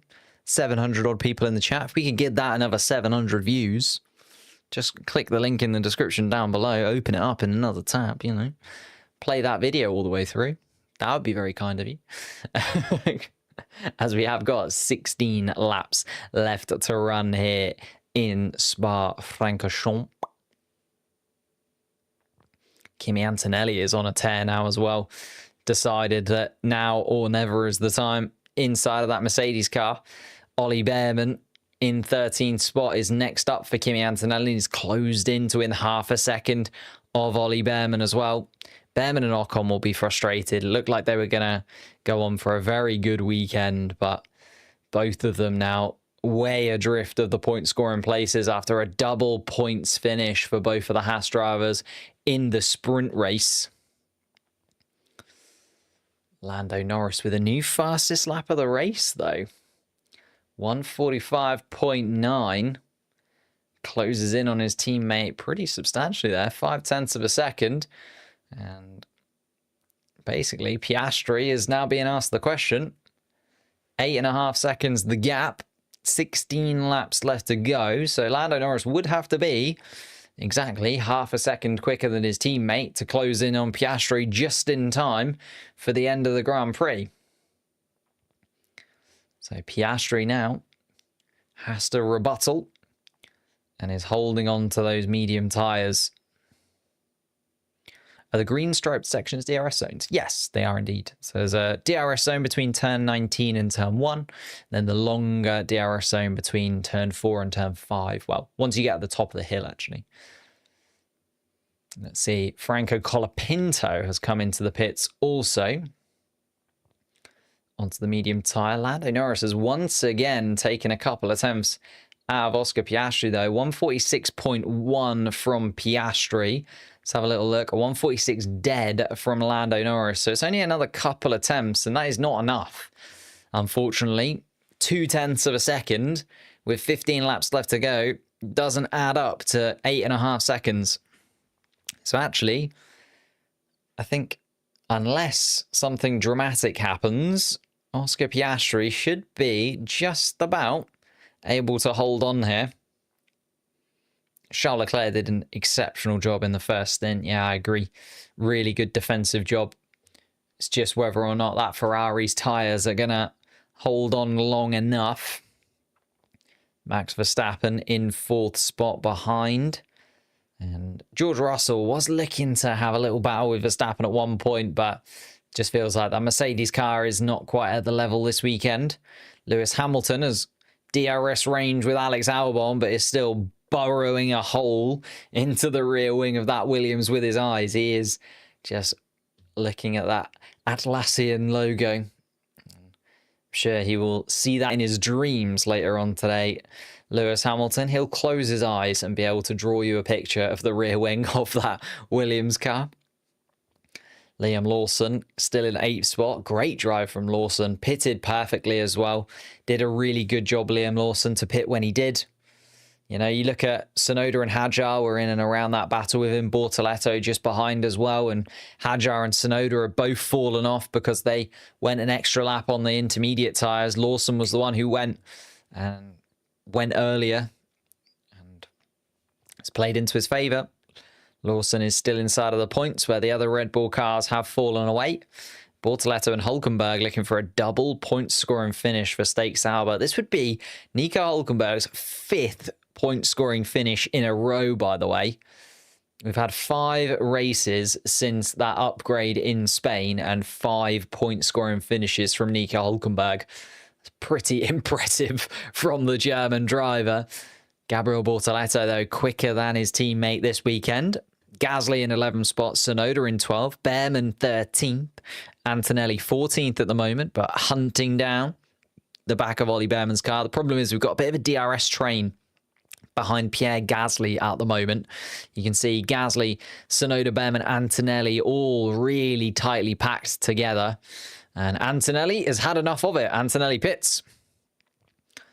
So Antonelli realizing that his pace is better, but he's just going to get stuck behind this DRS train behind the Alpine. So Antonelli has enough of it. Pits. Lance Stroll comes back past him. So will Esteban Ocon. Will Fernando Alonso get back past Kimi Antonelli? Let's keep an eye on it. Antonelli a 2.3 second stop. Very solid. Fernando Alonso just going down towards turn 1. You do get to kind of cut turn 1 a little bit, though, if you are pitting. And Antonelli does indeed get out just ahead of Fernando Alonso. So Antonelli, let's see what kind of pace he's got on some fresh medium tyres. Piastri needs to wait and box for softs. Ooh, that would not be the play, I don't think. He would need to be very, very quick at this point. Problem is, if Piastri pits now, he would still come out behind Charles Leclerc. The Leclerc-Verstappen have actually done a pretty good job at holding on. Like, if Piastri wanted to pit, he kind of needed to really go for it 5, 6, 7 laps ago now. So I think Piastri is playing the long game and playing the I'm going to go all the way to the end. I suppose, in one sense, he is putting the ball in Lando Norris's court, right? He's saying, look, Lando, you're the one that needs to push now. I've got track position. I'm not going to pit and, you know, give you track position. So Piastri is putting it into Lando Norris's court and going, what can you do? Putting the pressure on him. And Lando Norris is still 8 seconds behind with 13 laps left to play. So Piastri is more than comfortable enough. Needs a second a lap or so, does Lando Norris, really, to be within touching distance. How did Lewis climb up the ladder? Lewis just absolutely perfectly got the pit stop right for intermediates onto slicks. He was the first driver to go onto the slick tyre, and he nailed the timing of it. Lewis Hamilton was really quick on the intermediate tyres as well, it has to be fair. Like, he was absolutely flying, but then got the pit stop perfect. And yeah, that's how Lewis Hamilton managed to gain his position up in 7th place. No rain at the moment. For those of you guys asking if there's any more rain to come towards the end of this Grand Prix, doesn't look so. We've got 12 laps left of racing, 55 minutes on the clock. So even if there was rain, that clock would be able to stop for up to an hour before it would then continue on again. But Oscar Piastri now 7.7 seconds behind Norris. Norris 0.4 of a second quicker than his teammate last lap. Again, though, 0.4 of a second is not enough. It is really looking like Lando Norris needs to step on the gas pedal if he wants to get himself into a position where he's even going to be close to Piastri. So Piastri is absolutely doing it and doing exactly what he needs to do. You know, we're going to assume as well Piastri is probably holding on to his tyres a touch, you know. Piastri is not absolutely rinsing those tyres for everything that they have, and will have a little bit to defend against Lando Norris if Norris does close that gap. Norris 7.7 seconds. As I say, 12 laps left to go, though. It's the middle part of the lap, though, that Lando Norris will be looking at. That's where the grip really counts. Nico Hülkenberg has decided to pit from inside of the point-scoring places as well. So Hülkenberg will come out ahead of Ocon, and that's why they've pitted when they did at Stake Sauber. Hülkenberg comes out into a nice little bit of clean air there. A very nice stop from the Stake Sauber team as well. Stroll, Behrman, Tsunoda, Gasly in front. And Piastri happy to go to the end on this tyre. So Oscar Piastri, the degradation is as expected. And Piastri happy to go to the end of the race on this tyre. Lando is indeed now closing the gap, though. It was 0.6 of a second from Lando Norris. That's much better. Lando Norris still needs a little bit more, though. 7 seconds, 7.5 seconds really for 11 laps. Should we do the maths very quickly? So if Lando Norris is 8 seconds over 11 laps, 0.7 of a second quicker per lap. So Lando Norris needs to be 0.7 of a second quicker per lap compared to Oscar Piastri. So still not quite there, right? So 0.6 was quicker. It's going to be close. How many laps has Piastri done on those mediums? I think it's up to 20 now. 20 laps? Yeah, problem. I don't know why the lap times or the lap counter, only for those guys that are on the second set of tyres, has decided to freeze. Apologies about that, but nothing I can do from my end, unfortunately. And Lando Norris. Oh, it's a big lock up for Lando Norris into turn 1. And that'll lose him half a second there. So Lando Norris has thrown away at least a second or two. He went wide at turn 10. He's now gone wide at turn 1. And I think this is the thing, right? Piastri, even under the pressure, is just delivering those lap times, is cool, calm, collected inside of that helmet. Hülkenberg looks at Esteban Ocon and moves up into 14th spot. Hülkenberg back to where he was before. And we're looking at these medium tyres and expecting them to go off. But those guys that swapped onto the hards, you're looking at Carlos Sainz, Franco Colapinto came in for a second stop, Isaac Hadjar came in for a second stop, and you're going, clearly wasn't the right choice from them. Intermediates onto mediums seems to be good enough to get you to the end as long as you don't ruin these tyres.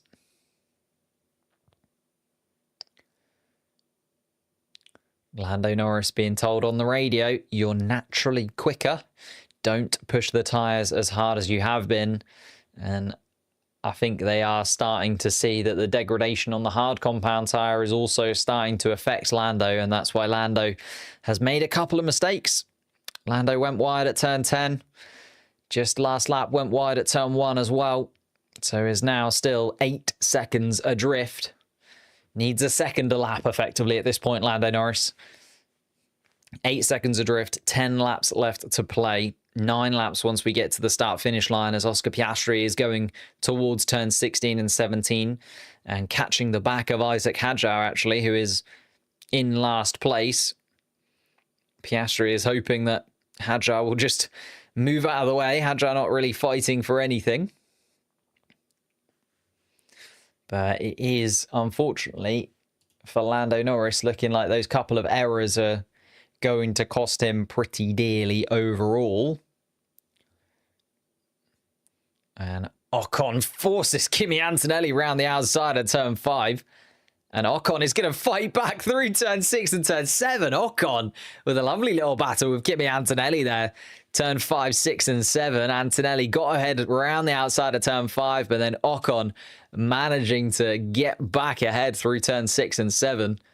Great move from Antonelli, then rebutted by Esteban Ocon as well. Kimi Antonelli. Oh, he just couldn't quite get the exit of 6 right because he went around the outside of turn 5, just lost that little bit of edge through turn 6, and that's where Ocon had that additional bit of speed. Black and white flag for Carlos Sainz for track limits as well. Carlos Sainz gets his 3rd track limits violation. No investigations or penalties throughout this entire Grand Prix either, by the way. Still no investigations at all. Can we get the current championship positions? You can indeed, if you would like. Oscar Piastri still leading the championship by a significant margin and increasing that lead up to 16 points going into the final race before the summer break. He'll be on 266 to Lando Norris's 250. Pierre Gasly, the only driver that would move up a position as it's... Oh, no, sorry. Liam Lawson. Apologies. Gasly would move up a position into 12th with an additional point because he has a better finish than Lance Stroll. So Stroll will go down to 13th, even though it'd be on 20 points apiece. And Liam Lawson would move up in front of Alonso and Sainz because, again, they'd all be on 16 points, but Liam Lawson with the better overall, the better finish. So has a higher finish to his name throughout the season. No change in the constructor standings. McLaren, 43 points to them would keep them miles ahead, more than double the points of Ferrari in second spot. Ferrari would actually gain the most points of the 2 constructors behind. Mercedes and Red Bull would gain 10 points and 12 points apiece. Albon, those 8 points, putting Williams on 70 and puts them 27 points ahead of Sauber, who would be a couple of points ahead of Racing Bulls, even with Racing Bulls getting 4 points thanks to Liam Lawson. So that's how the championship would be. Lando Norris has been a bit quicker once again, has now closed that gap once more. It's 6.5 seconds now. But Lando Norris still only 0.6 of a second quicker than Oscar Piastri last lap. So Piastri's got some time in hand. Lando, why hard? Well, they decided to go on the hards thinking that everybody who went onto the mediums would actually need to pit. Because, got to remember, the medium tyre this weekend is actually the soft. So the hard compound tyre is the C1. There is no C2 available. And then a C3 is the medium tyre. So it's effectively what we would normally have as the soft, and then the soft is basically an ultra soft. But even with that, the medium tyre's degradation has not been high enough to actually make any difference in this Grand Prix, which then makes me wonder, when we come to Hungary, Pirelli just going to go crazy. Like the hard is like the C1, and then they do like the C3 medium, but then they do like the C5 soft or something ridiculous. Like they'd put just 3 steps between all of the tires. Absolutely throw it to the wall.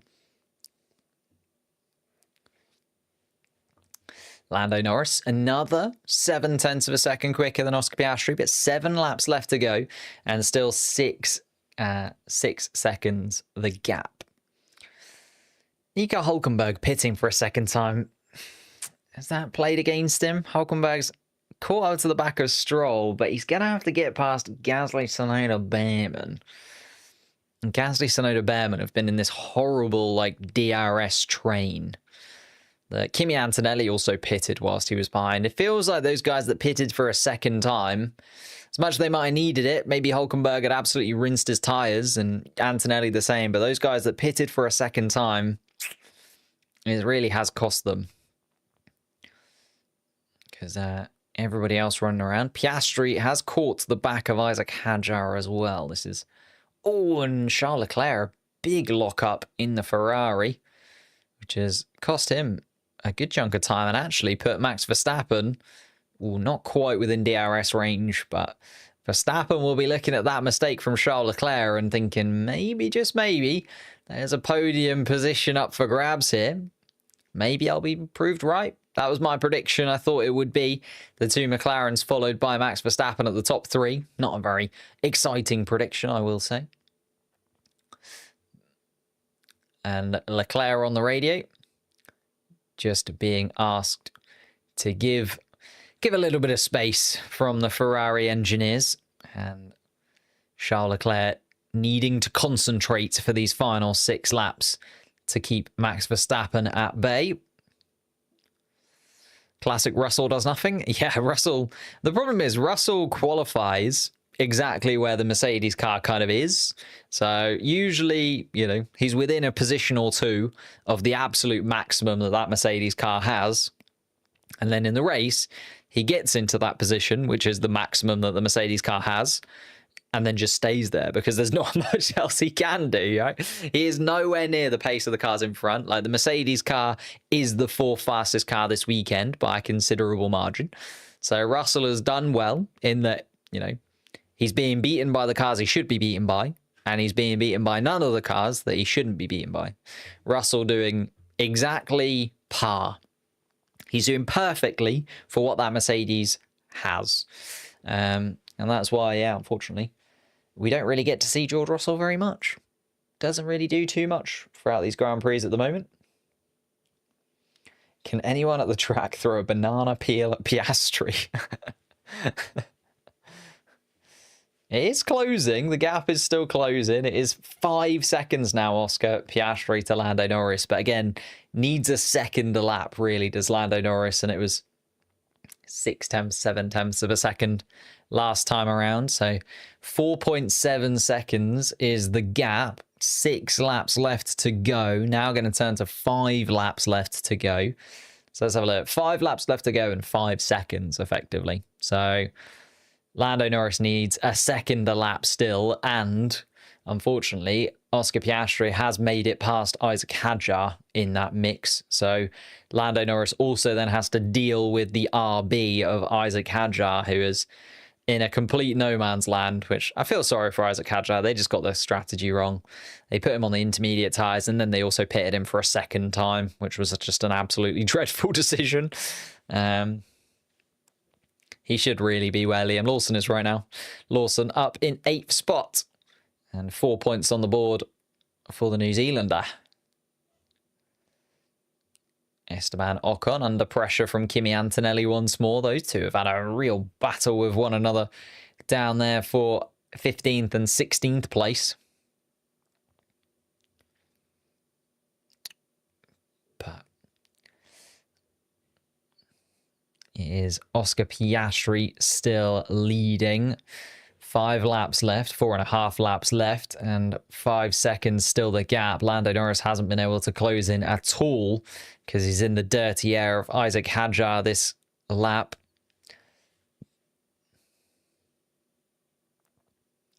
And Isaac Hadjar being told on the radio, there are cells of rain around the track. Unlikely to come, though. And to be honest, Isaac Hadjar is so far adrift, even if it does start to rain.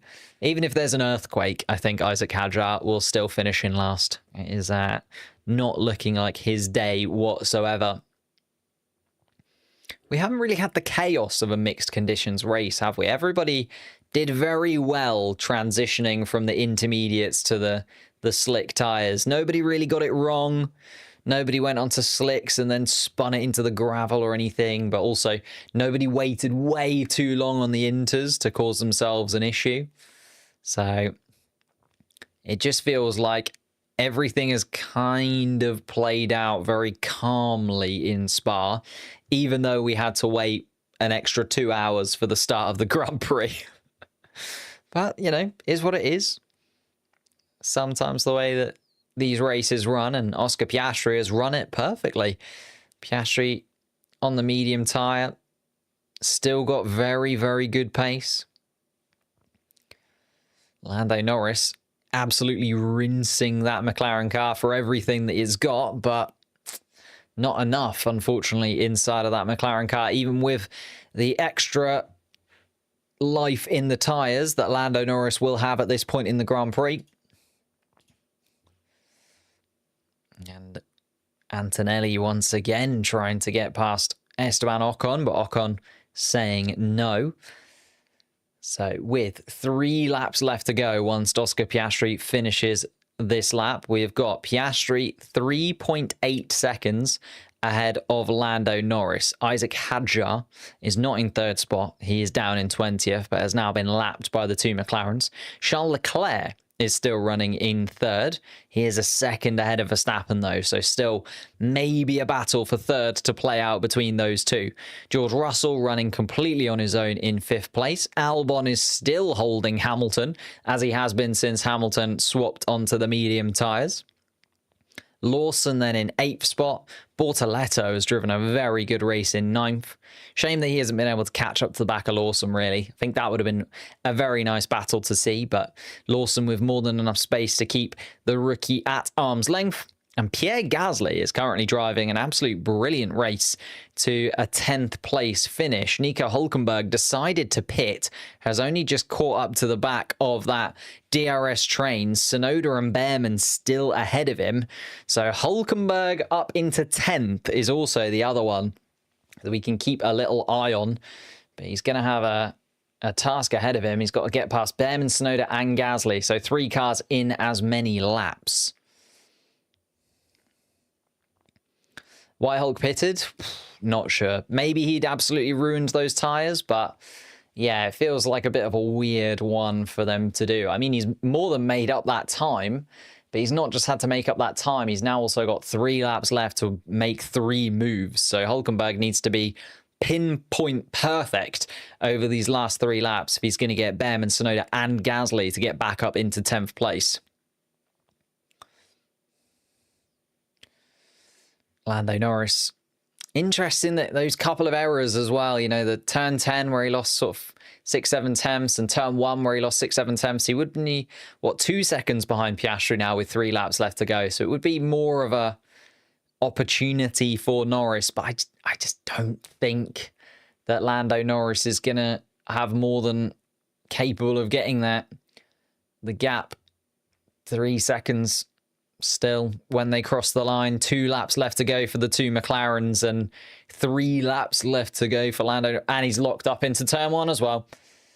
It's locked up into turn 1. A 3rd error from Lando Norris means that he has now lost another second to Oscar Piastri, and that is all but over.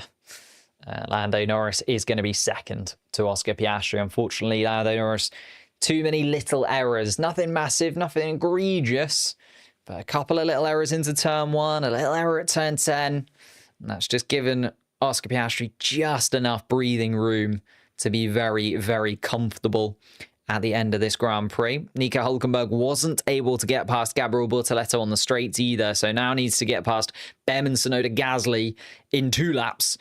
And it's 3 drivers to do, so I think Pierre Gasly might just have done enough to get himself a 10th place finish. It would be so frustrating for Yuki Tsunoda behind. Tsunoda should really be in the points, but waited that extra lap on the intermediate tyres, and Lando and Tsunoda therefore losing out because of that.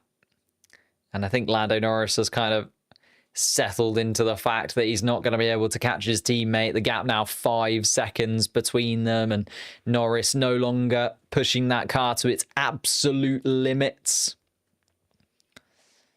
Piastri is indeed going to win at Spa. Final lap for him as he comes across the start-finish line. He's 1 lap away from another victory this season and a 16-point gap in the championship to his teammate. Going into Hungary, he could make that a win's worth of points if he wins the Hungarian Grand Prix as well.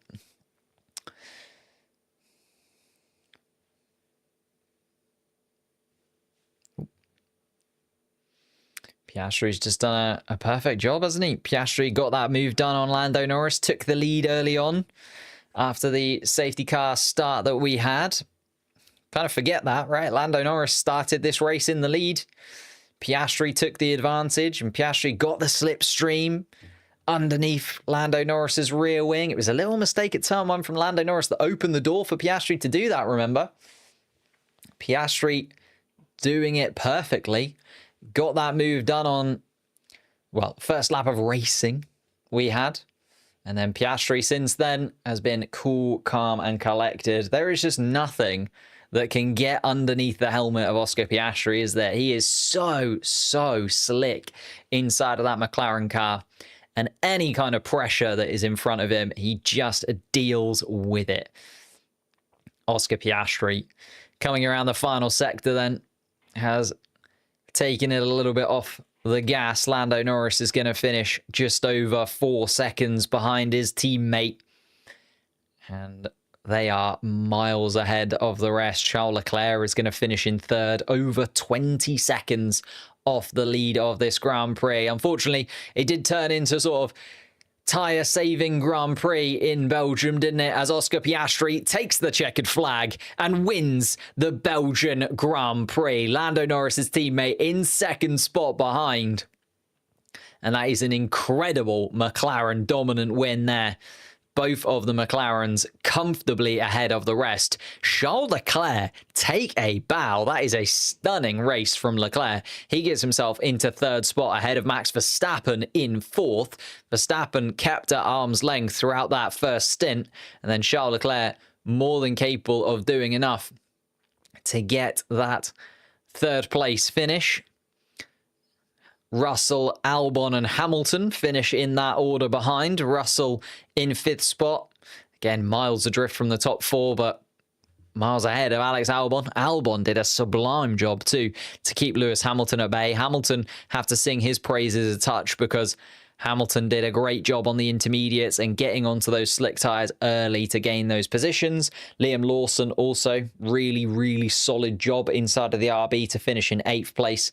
Gabriel Bortoleto finishes in 9th. And we have to praise Pierre Gasly there. Gasly finishes 10th and holds off the rest of the midfield. There was a big DRS train behind Pierre Gasly for that entire Grand Prix. Yuki Tsunoda went for a move on Gasly at the end there, hence why he's dropped down a couple of positions behind Behrman and Hulkenberg. I mean, it was sort of a win if you win, lose not really a loss. Like, might as well have gone for the position there, Tsunoda, and did, but ended up 13th. Stroll 14th. Esteban Ocon held off Antonelli to finish 15th. Antonelli 16th. Fernando Alonso in 17th place. Sainz, Colapinto, and Isaac Hadjar. Probably the one race of the season so far that Isaac Hadjar will really want to forget. Well, maybe apart from Australia as well, but definitely one of Hadjar's more egregious races at the back of the pack there. Thank you guys so much for watching. If you are new to the channel, hit that like button. If you're watching on YouTube, I'd really appreciate it if you could hit the link and go and follow me over on Twitch as well. I'm doing these race live streams plus some additional streams over on Twitch. So if you could follow on Twitch, that would be absolutely amazing. But thank you for all of the support. Thank you for you guys that are watching on Twitch. The first time that we've done one of these streams over on Twitch, I think we hit like 20-25 viewers, which considering it's the first time ever, I will absolutely take. But that is a stunning drive from Oscar Piastri to get him a 16-point championship lead and put the pressure back on Lando Norris once more. Thank you guys so much for watching. Leave a like, subscribe. I'm going to be live in a moment for the members. We'll have a quick chat about that over in the members only live stream. Not too much to talk about, I don't think, but we'll talk about it nonetheless, and I will see you all in a week's time for the Hungarian Grand Prix.